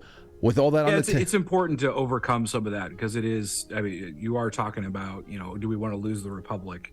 And some people are gonna have to get sort of sacrificed on the altar of making progress towards getting our country back. So then, in the face of all that heavy lifting that there is to come and all those choices to be made, what can you leave us with for this Christmas, my friend? Enjoy your family. Try not to fight too much with family, but still put some digs in there if you can. I don't know. Be good. I don't have a whole lot of parting words other than just have a good time, have a Merry Christmas, and thank you for having me on here. Dude, you have yourself a wonderful Christmas and a great New Year. We will be in touch as always, and I hope one day, if you're ever for some reason passing through this godforsaken state, I'd love for you to hang out in the studio one night, and all the best to you and yours. Awesome. Perfect, man. Thank you so much. Have a good one, my man. Yeah, you too. There you go. Carpe Donktum, ladies and gentlemen. Another friend knocking on the door and saying hello. Let's take these couple of minutes that we have to jump into our oh my gosh, what is this? We have a call, actually a video from Sam Tripoli. Yeah, what's up, everybody? I want to wish all of the fans and listeners of the Quite Frankly show, the Frankenlist, the Frankensteins, the Frankencons, whatever your names are, you're a powerful tribe. I want to wish you all a Merry Christmas. Enjoy your pagan holiday, worshiping pagan gods. Nimrod is why. You know Nimrod's why they got a tree, right? Because Nimrod's wife, after Nimrod passed, Nimrod's wife's like, oh, he's back. Look at this tree growing inside of a tree. And that's why you have trees, because it's a pagan holiday. Get the Lord, brother. Love Jesus. Jesus in my heart. God above all. Let's go. Bang, bang, pow. Merry Christmas, guys. Enjoy the gifts, okay? Enjoy the first ever, let's face it, the first real conspiracy is Santa Claus. It's a blackmailing scheme, all right? Santa Claus is Jeffrey Epstein. Let's face it. Anyways, I love you all. I love Frank. Frank, you're crushing it. Keep up the great work. Merry Christmas to the Frankensteins. Yeah, I love you guys. Can't wait to get back on, Quite Frankly. Bang. Yes. I can't wait till you come back too, Sam. Wow. Merry Christmas, Sam Tripoli. Who's this now? Oh, how wonderful. This is my good buddy, Vinny Brusco of the Vinny Brusco Show. He spent that wonderful Friday night with me and Matt, and I can't wait for him to come back. I want him back on Friday nights as much as he can arrive. Let's listen to what Vinny has to say. Hello, all my fellow Franciscans. Hope you are doing well. Just want to wish you all a very Merry Christmas and a Happy New Year, and give a quick prediction for 2024. Pain. No, I think 2024 is going to be a year that we all wake up from the coma that we have been in, and it's going to be a year to follow our golden threads as individuals and find our souls. Happy holiday season. Merry Christmas. Love you guys. See you soon. That's wonderful. Thank you so much, Vinny Brusco. Wonderful. And Matt is going to be very happy that he has adopted the Franciscan. He says when I asked him, I said, hey man, just send me something. He said, what do people in your audience call themselves again? I said, oh, well, they're the Franklies, but there's also Franciscans. Franciscan is a radical sect that emerged this past year, and he liked that. And then, of course, this shows up, and he said, hello, Franciscans. So I guess he has adopted the Franciscan title. Oh, here you go. Here's a short one from Lindsay Sharman. How nice. Merry Christmas to Quite Frankly, your amazing audience and everybody listening. I hope you have the best winter, New Year's, and everything from Lindsay Sharman at Rogue Ways. Mwah! There you go. Thank you so much, Lindsay. Thank you. Lindsay is going to be a co-host with us next summer, late summer, when we do Never Ending Story. Oh, Tony Arterburn has stopped by. Take a listen to this. Hey, Quite Frankly family, I want to wish everybody a Merry Christmas, and I say what a privilege it is to be a guest on Frank's program and sponsor this magnificent show and all that Frank does. It's just a lot of wisdom and news and resources and guests. It's entertaining, but you also walk away knowing a little bit more than you did the day before, so it's always a privilege to be associated with the show. Predictions for 2024, gold will again break another all-time high.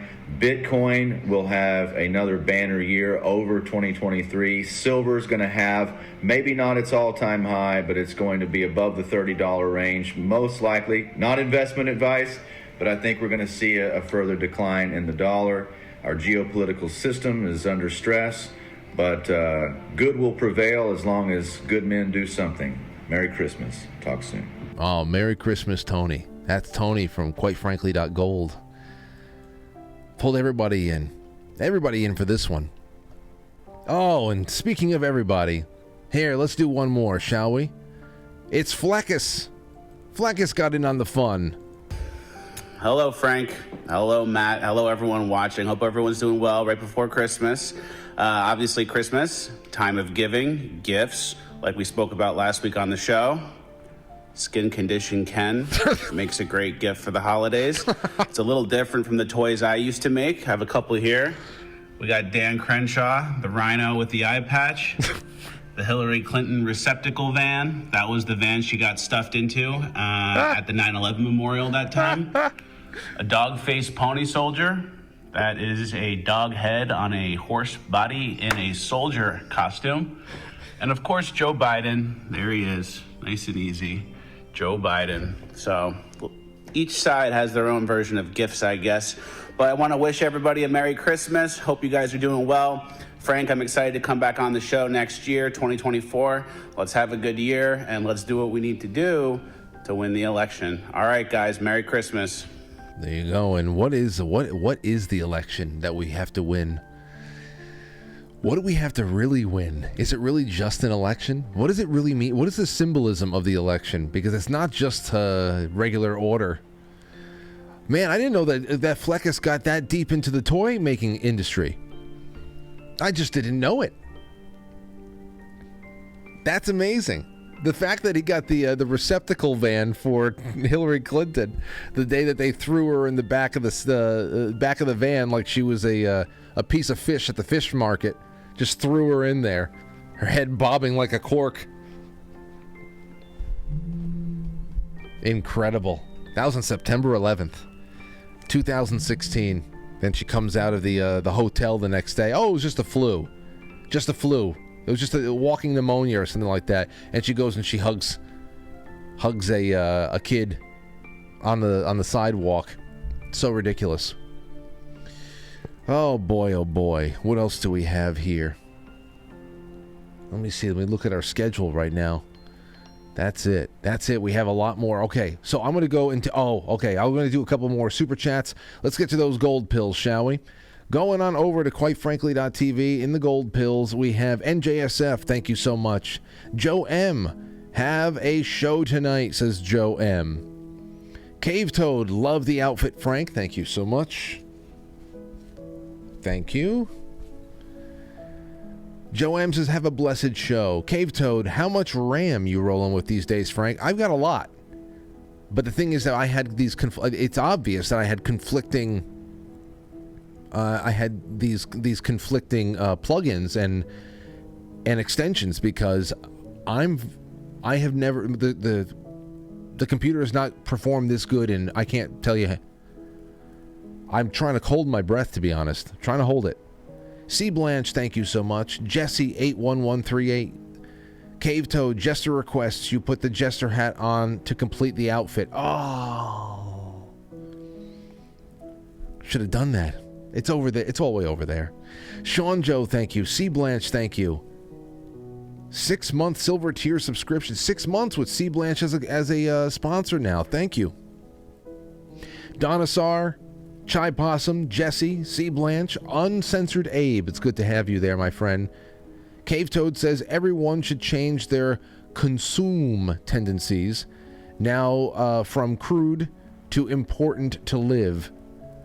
The time is short.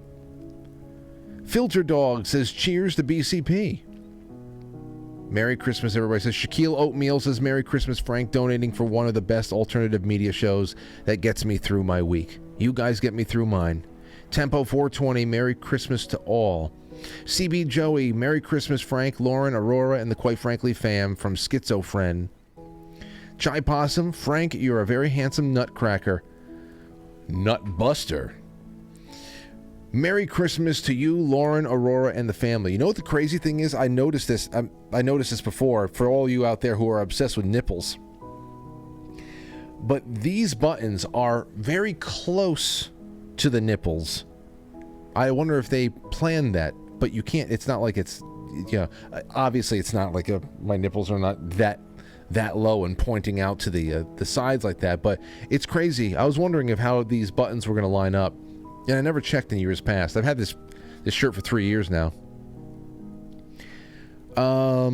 Let's see here. Kobe Wan says thank you so much for the subscription, Kobe Wan. MHL, Merry Christmas to you and your wonderful family. Merry Christmas to you too. And just a reminder to people, I don't have any time to take your calls tonight, but we can take calls tomorrow. So if you call in tonight in the middle of a guest, like somebody is doing right now, you're going to dox yourself. It shows up on screen.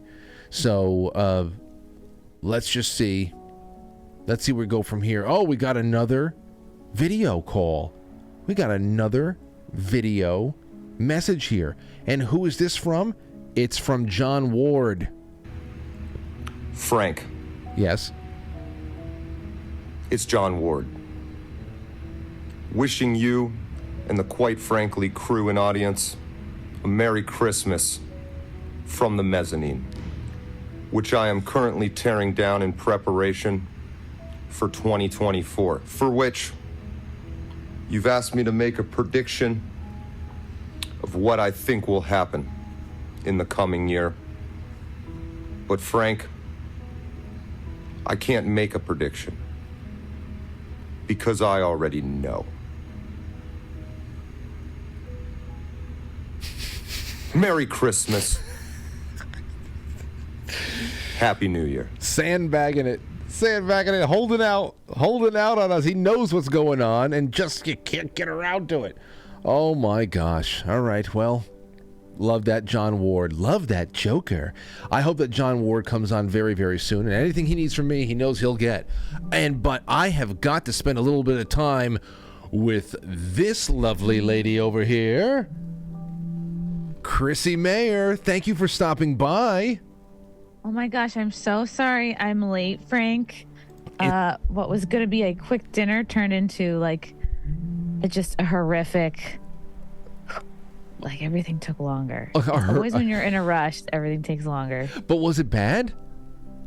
It was good. It was good. I had some steak and I shared a creme brulee, because when you share a dessert, it's almost like it doesn't count. No, it doesn't count. But you know, you're eating for two right now, so yeah, that all. That's what they say, but I'm also not trying to like be a whale. I know what you mean. That's good that you take that into consideration.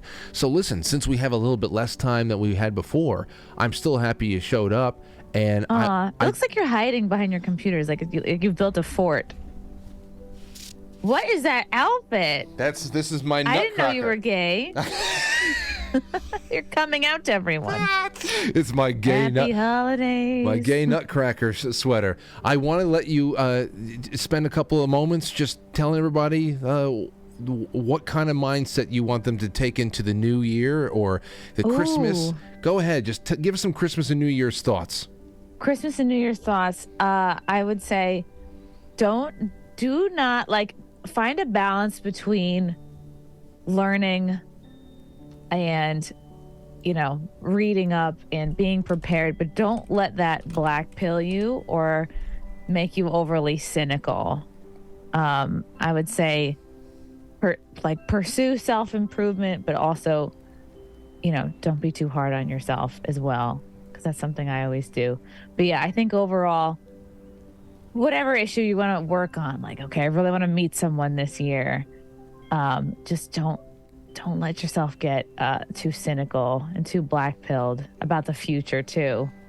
I think those of us, if you're really into crypto or you're watching the economy really closely and you're like, oh shit, when you start feeling like, man, what's the point? Shit is just hitting the fan. You have to step back. And I think for me, it's watching videos of animals having fun. I find watching a dog just going up and down, sliding down a snowy hill, or birds on little skateboards helps. So we've just bought for our pandemic tortoise a little skateboard, and I don't know if he's gonna be going fast on it, or if it's more like a little medical skateboard that actually is going to help him walk a bit faster. But there will be videos, and I will be posting the results. Well, I gotta say, motherhood looks good on you already. This is really good advice. This is really good advice. I thank you so much for this.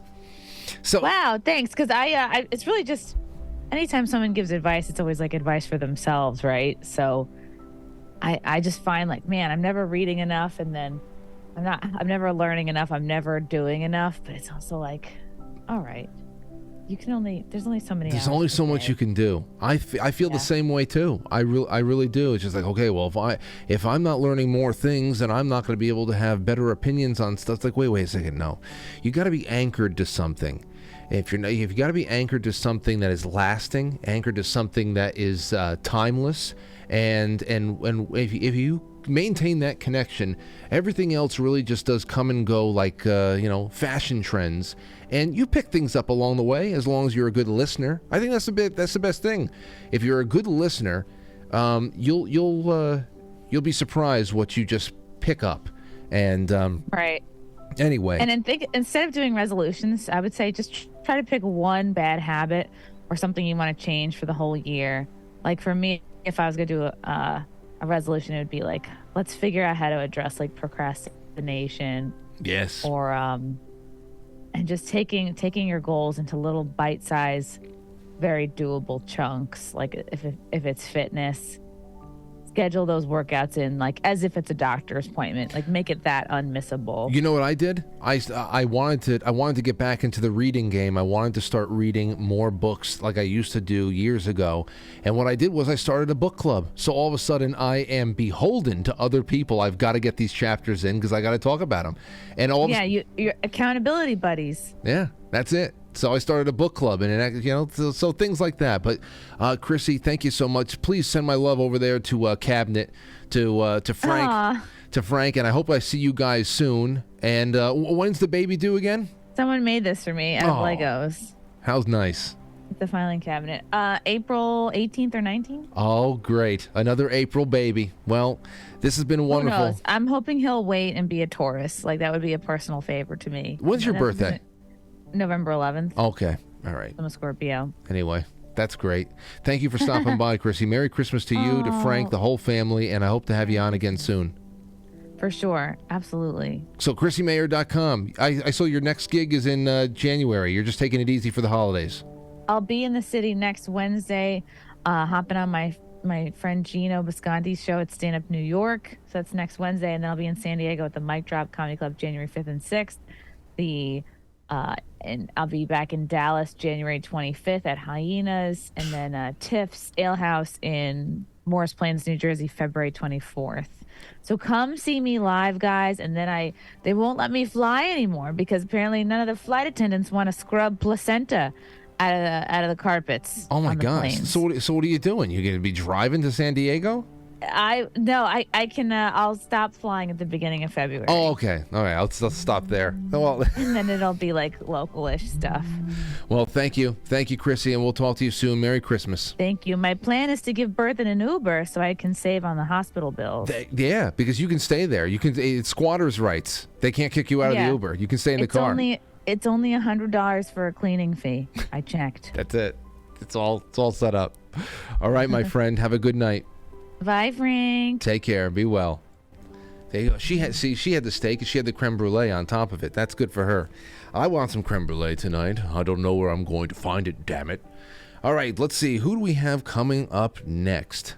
I've got a few other things that are popping up on our screen. I have a couple more videos that I'm going to be playing for you right now. And yeah, hold on. Oh, wait, actually, no, there's something else. There is something else. He just knocked on the door, and then, of course, I missed out. Here we go. Sorry. We had somebody else here. My first mishap of the night. I canceled someone out. Where the hell is he? Here we go.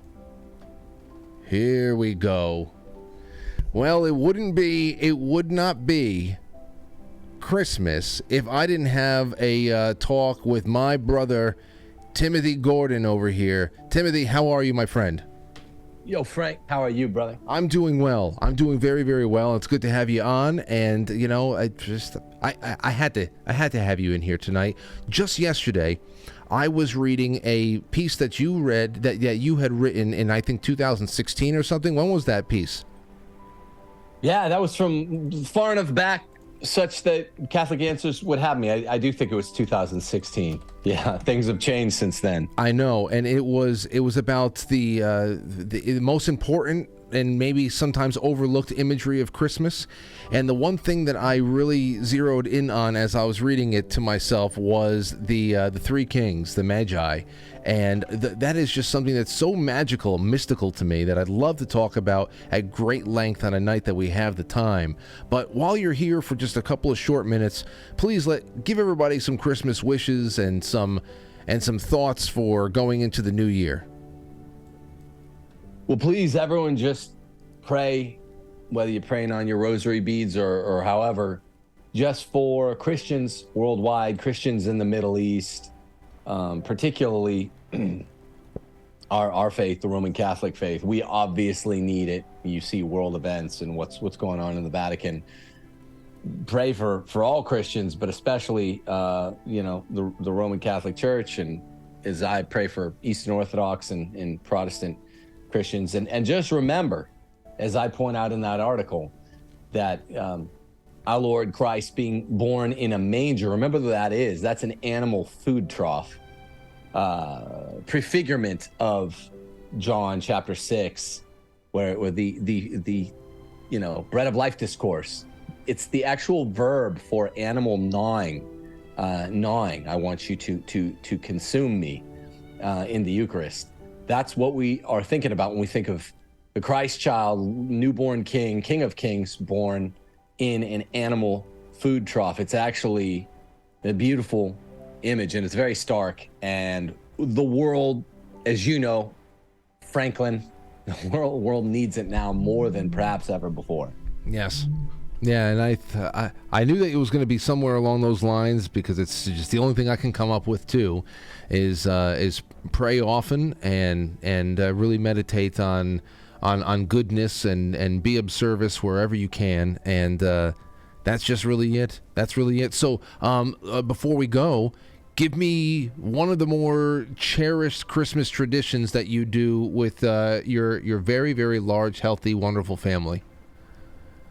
Tonight, right after I finish this, I set aside time for my good buddy, yourself. But we're going to go to an adjacent neighborhood and look at the Christmas lights, in the car. Everyone will get a little hot chocolate or something. That's a common one. At the best neighborhood for driving through here in South Mississippi. And of course, we look forward to Christmas Eve, probably more than Christmas morning in my house, because everyone exchanges a gift or two. Yeah. And we put it on the place of the long dining room table. We light the candles and we play, Gaudete and Come Emmanuel and go to Christmas Eve Mass. And it feels more procedurally correct than even Christmas morning, where it's just unwrapping gifts and wrapping paper everywhere. I'm with you on that. It's always been Christmas Eve. Even if you come from coming up in the 90s when we were all growing up. Yeah, we went to Christmas Eve Mass, but it was more of I wasn't really mentally really present for any of it. But even when it was just solely focused on, hey, it's Christmas Eve, it's family, it's just the whole thing leading up to Christmas Day, there was always something more that I guess it's appropriate to say there's a pregnancy, there's a pregnant feeling to the night where that's just the anticipation just is so much better than even Christmas morning in that respect. Even when you can't put your finger on why, it's just it always swept me up like that, and I feel that's pretty universal. Yeah, it's weird because, like you said, growing up in the 90s, I think Michael Knowles has said it best. I was an atheist by the time I was confirmed in 8th grade. But even then, Christmas morning, that was just all about the presents. Christmas Eve, going to Mass, whether we went to midnight Mass or the vigil, the late afternoon vigil, either way, it just felt magic. It's a palpable feel. Kind of like the one you and I speak about that we get in kind of the pit of our guts in October, but times 100 on Christmas Eve. And of course, since I realized that all of that stuff, even though it was being dressed up to not look true in Catholic school in the 90s, it actually all is the one true myth.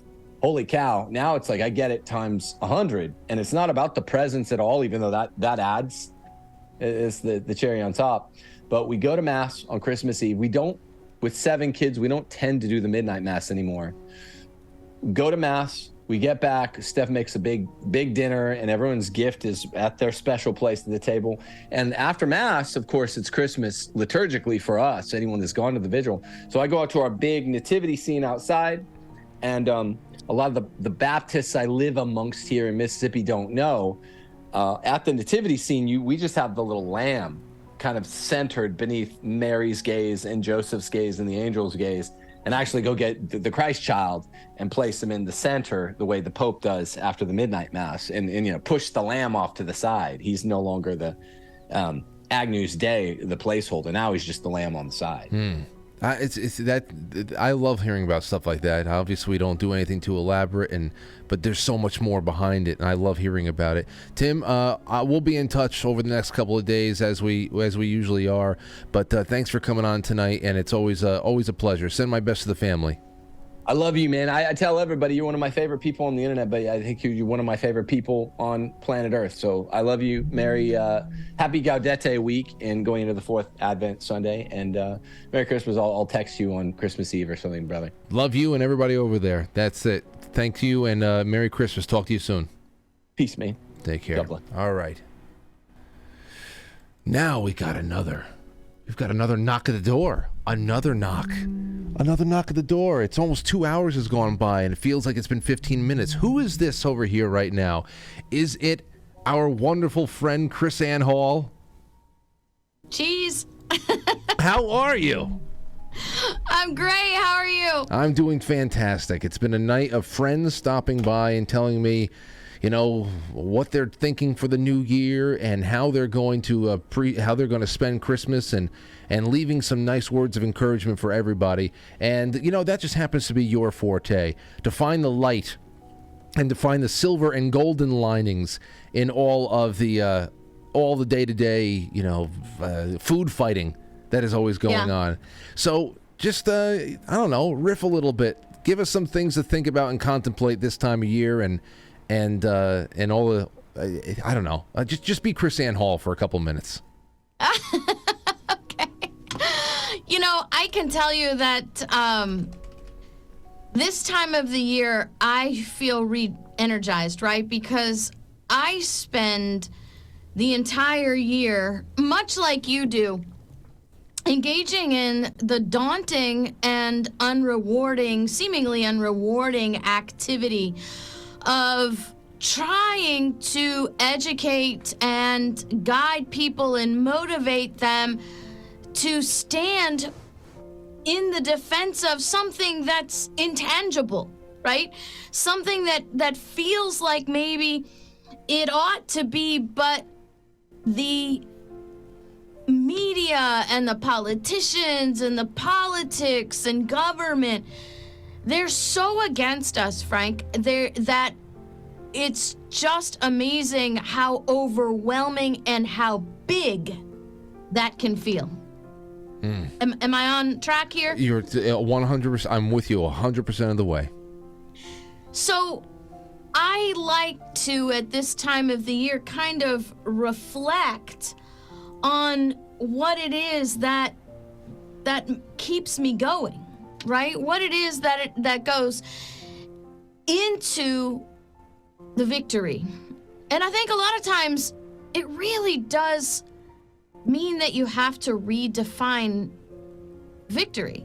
I think maybe that's part of the downfall of those of us who are against socialism, against Marxism, against all of the insanity that has been plaguing us in our airwaves and in popular media. But you see,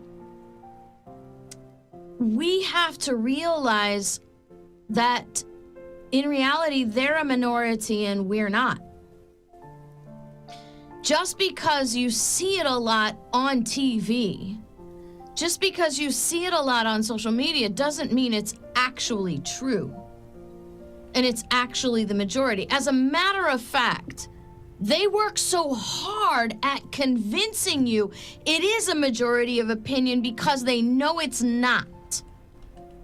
And I know this to be a fact, Frank, because maybe people who are listening don't know.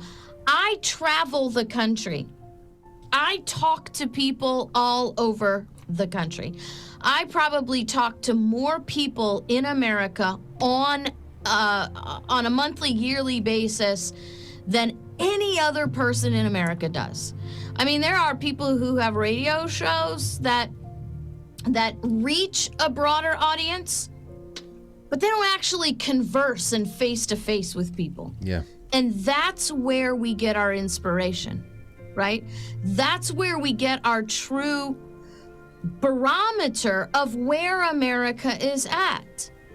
And we are pulled into this identity politics. We are pulled into this desperate measure for division so that we will sow the seeds of discontent ourselves, destabilize our own society so that the Marxists and the socialists, they don't even have to raise a dime to do it. We're doing it all for them because we're repeating their narratives and we're fighting amongst each other and we're fighting the battles for them.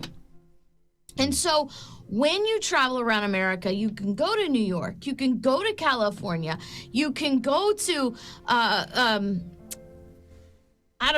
liberal states, Washington and Oregon. And can I just encourage you, Frank, and tell you, I know that sometimes we get stuck in our myopic little corners, and especially with all the lockdowns that we had, that people don't get a chance to go out and beyond their geographic areas. The people in New York are not all lunatics. They are not all socialists. The people in California are not all Gavin Newsom. The people in Washington are not all the governor. The people in Oregon are not all the governor. The people in Michigan. These people are the minority. And you can wonder, well, how does the minority get elected? Well, doesn't that open a whole new can of worms about how our elections work, right? Right, yes. Yes. But the reality is, and this is the sort of little seed that I want to sow, is that we are still America. We are still a constitutional republic. We are still based on the rule of law that is rooted in the laws of liberty. Americans are still the most generous people on the planet. Americans still have a fidelity with each other of being Americans. We are still loving people. We are still generous people. We are still helpful people. We are not racist people. We are not generally biased people against people based on their political beliefs and the color of their skin or their socioeconomic backgrounds. We do not live in a caste system where we look down on each other based on socioeconomic conditions. We, as a matter of fact, are a nation of people who absolutely love the underdog. We love to reach down and lift people up. We love to champion somebody who's fighting against the odds. We love people who fight for what is right. We fight for what is right together, and that is really the spirit of America. And no matter what you see on CNN or MSNBC or even Fox, because you see all these people profit off division. Their currency is chaos, Frank. They have to sow chaos in our minds and in our spirits so they can use us as chattel and make money off of us. That's what they do. They make money when we are miserable. So they keep us in a miserable box and want us to commiserate in misery so they get rich. That's the real corporate disaster. And we know that to be true, Frank. You know why? Because the FBI admitted to the Senate that they pay millions of dollars every year to Twitter alone to push out their propaganda, right? So we can't become overwhelmed by what's going on. But what we do need to do is get educated and united and band together. In the scripture, it says a threefold cord cannot be broken. And that just is a reminder that there is strength in numbers. There is strength in unity. You can have three strings. There's no strength in three strings. But when you have a cord built of those three strings, when they're united together, when they're wound in each other with a common goal, you cannot easily break them.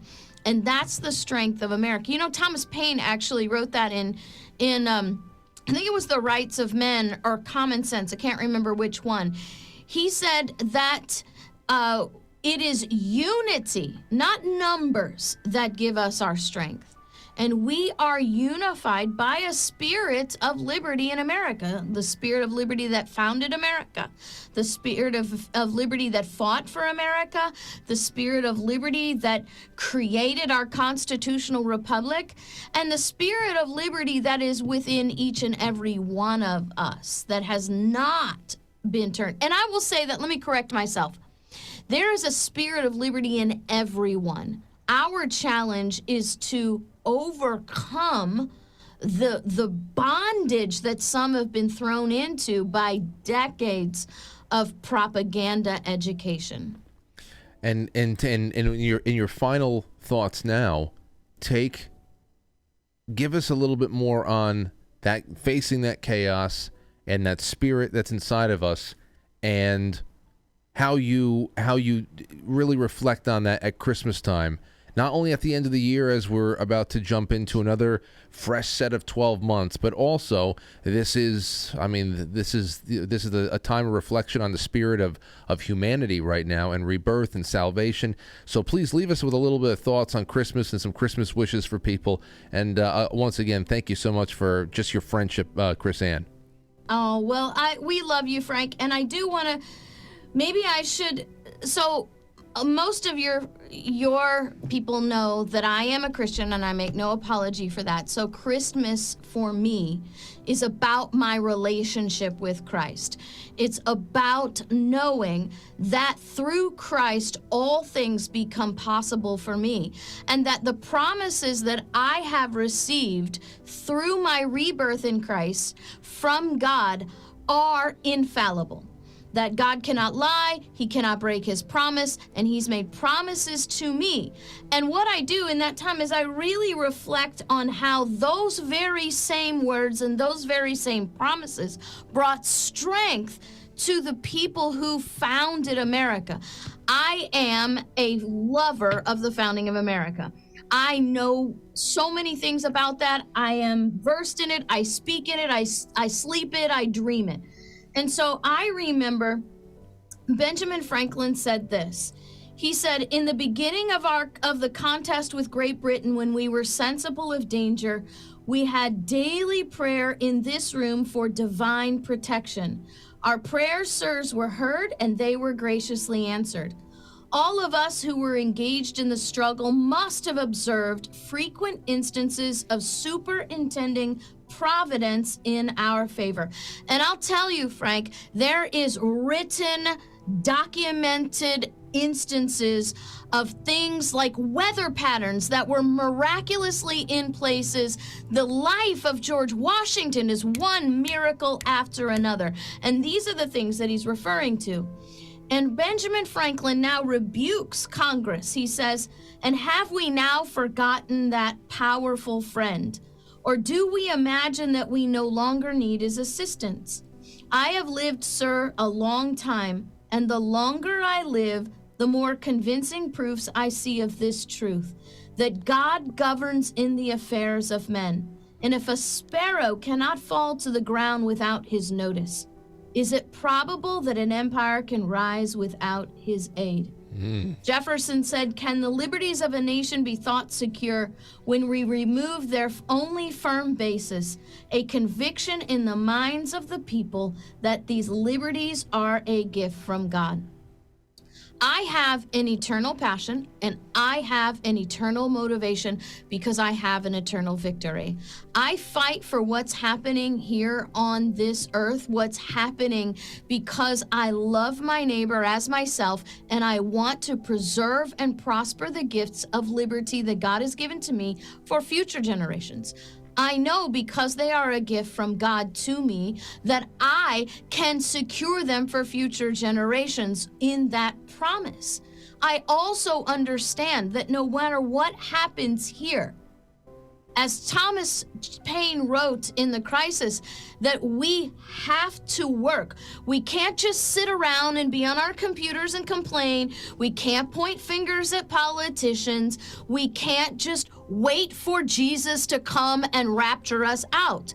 We must make a work of our faith in obedience to those promises. So we work, and we work in my family under the promises of God, that no matter what happens at the end of the day, we always win. Whether we win here or we win in heaven, we are winners either way, because we have acted in the obedience for the gifts that God has given us with a pure and good heart for the future of America, for future generations, in the name of God. There's nothing I can ask you to add on to that, KrisAnne. Thank you. Merry Christmas to you, to JC, Merry Christmas to everybody. And I'm looking forward to another year working alongside of you. And just thank you for everything. And have a wonderful holiday. Well, 2024 is going to be an amazing blow out the door years for me and for you and for all of us who are in this. And in 2024, Frank, I'm going to be sitting right next to you, and we're going to be doing a show. No, you don't worry about it. Oh, it's happening.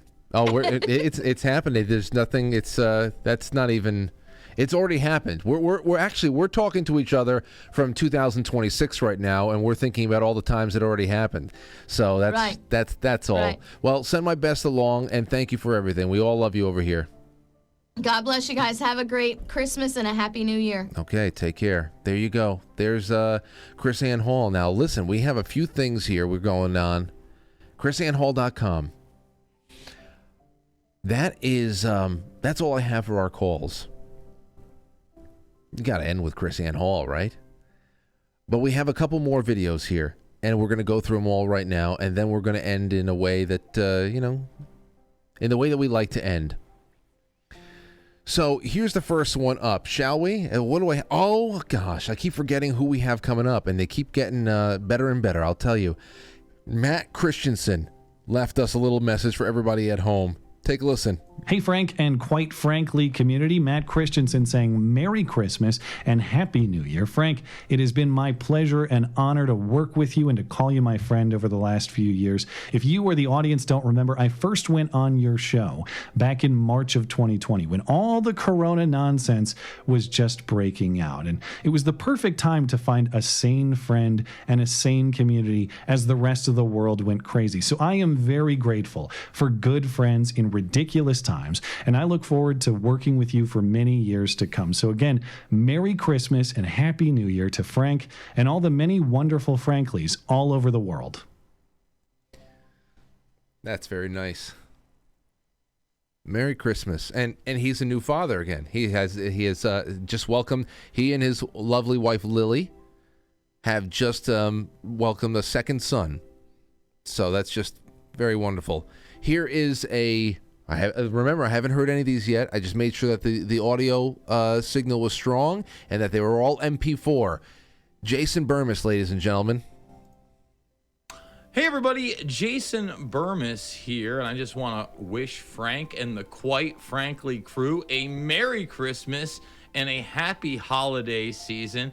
Keep kicking out those truth bombs, brothers, and we'll see you soon on the show. Yes, we will. Well, all right, let's just keep going. Here is a little something from Kathy O'Brien, from Mel K, and from Roseanne. Hi, it's Mel, Kathy, Roseanne, and we wanted to say Merry Christmas to Quite Frankly family and the great Frank of Quite Frankly. Quite frankly, Frank is quite frankly great.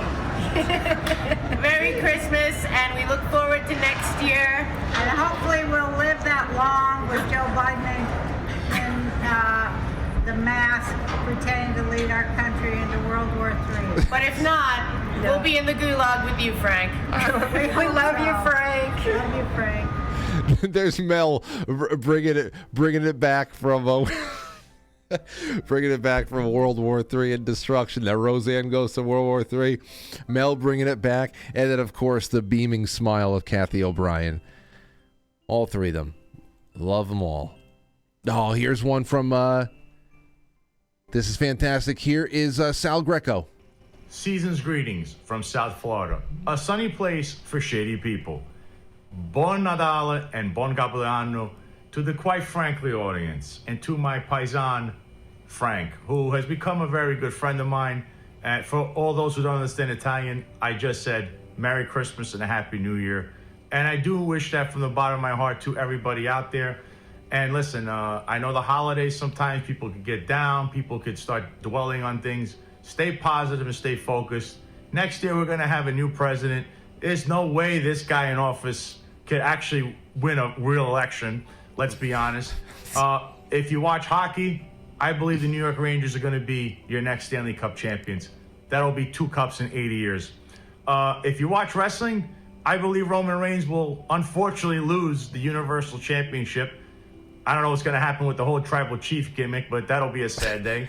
And listen, maybe climate change will be solved, you know? I mean, I'm just joking. Anyway, Merry Christmas and a Happy New Year to you all. And I hope to come back on the show and see you all soon. Yes, I hope so too, Sal. You know, Sal said that he's working on a new show of his, and I said, "What are you going to do? I hope you're not going to just do news, man. I memean, that news is a losing ticket. You got to do something. You got the law enforcement analysis angle. You've got sport." He said, "Yeah, I'm thinking about doing all that in sports." And man, I'd tune into that. First of all, it's a hometown voice. It will calm me down and get a little bit of. I mean, I don't watch hockey, but I'd be down with watching the Rangers if they go on a run. That's great. Oh, here's another hometown voice. Hey, Frankie, Merry Christmas to you. Merry Christmas to your great fucking audience, all your friends, your family. I can't think of a great bunch of people I'd rather hang out with than all you motherfuckers. Merry Christmas, all yous. I love yous. I do. I hope you understand what just happened right there. I hope you understand what just happened right there. You saw the gooey center to Santino, to King 40, that I've always said, Santino, you've got to just show them what I know, please. Can you show them why I have so much patience with you? Can you show them what I know? Now, don't think that he's soft. Don't think that because he showed a little affection for the audience in some good, good seasonal cheer, that this is you're now like in with him and you can poke him in the ribs and shit. But that's nice. I said, hey King, take something from the take something on your phone and send it over here. Just wish everybody Merry Christmas. I didn't expect that. How nice. How wonderful. How wonderful. And I have one more over here, ladies and gentlemen, before we end this one tonight, and I send you off. I know it's a little bit late, but this is a good bit of overtime. Here's one more. I think it's from Jay Gulanello. Let's take a listen. Welcome to Perpetual Health Minute, brought to you by Quite Frankly. Today, gratitude. Gratitude is a huge part of health, and so today I want to express my gratitude to you. Over the past few years, you've made me part of the Quite Frankly family, and I couldn't be more honored to be a part of it. Every single thing that I do in the health space requires curious minds like yours to motivate me to find answers.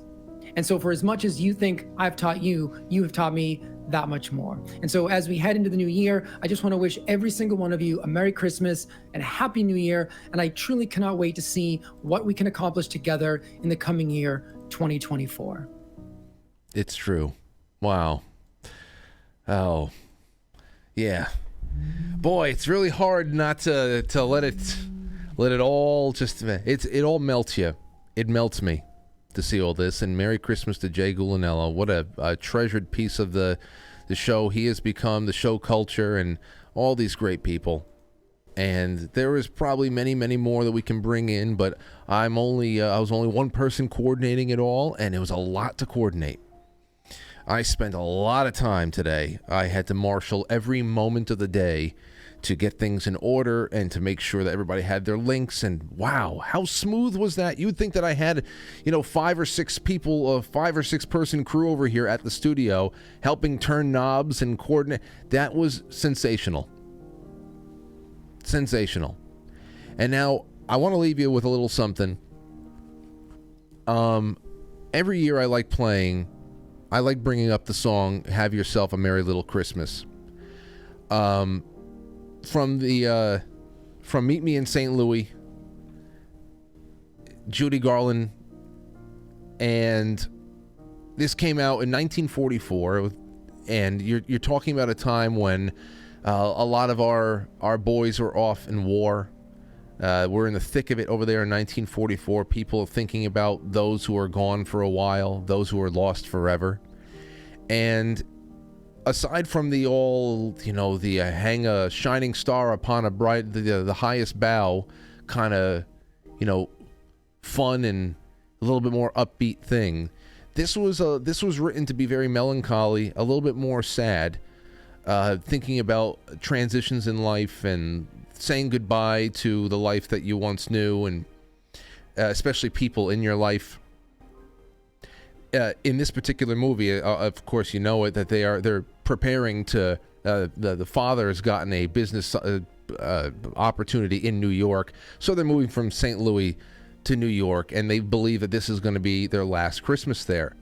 And of course, it just has a lot more deeper meaning for the entire nation, and of course, for many generations of people who hear this song and they think about any one thing or any one person that they're missing.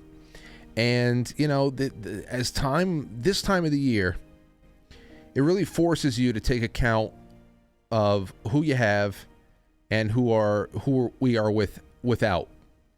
So in spirit of being grateful for what we still have and who we still have, I just hope, that someday soon, next Christmas, we'll still all be here. So I leave you with that. Tomorrow I'll have my my parents in,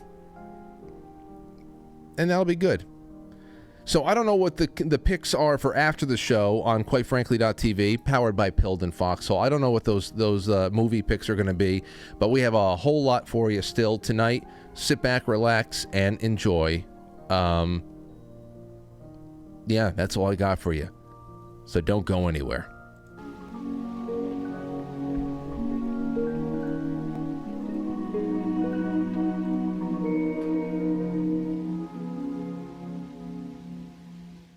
Have yourself a merry little Christmas. Let your heart be light. Next year all our troubles will be out of sight.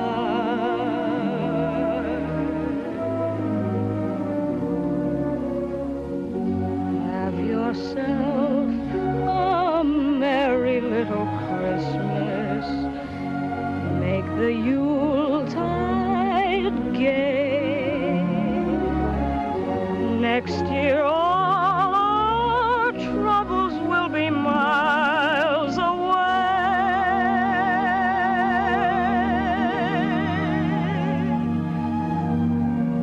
Once again, as in olden days, happy golden days of yore. Faithful friends who were dear to us will be near to us once more. Someday soon we all will be together if the fates allow. Until then, we'll have to muddle through somehow.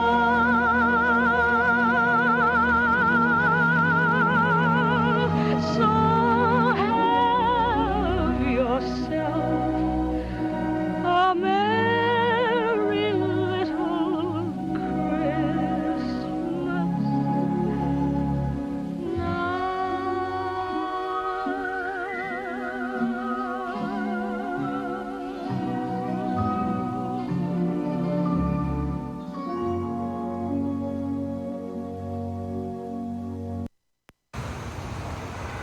I'll catch you on the flip side.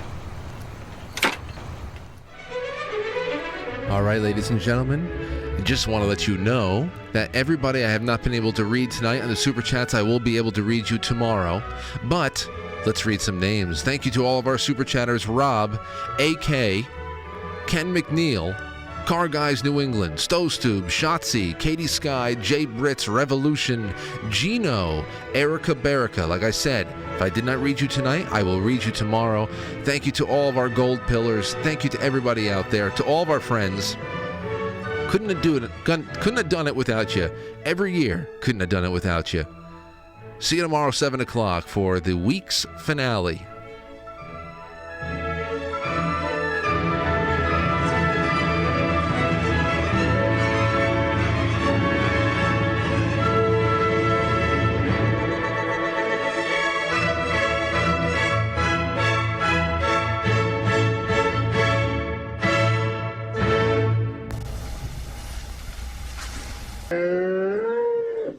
Will you shut up?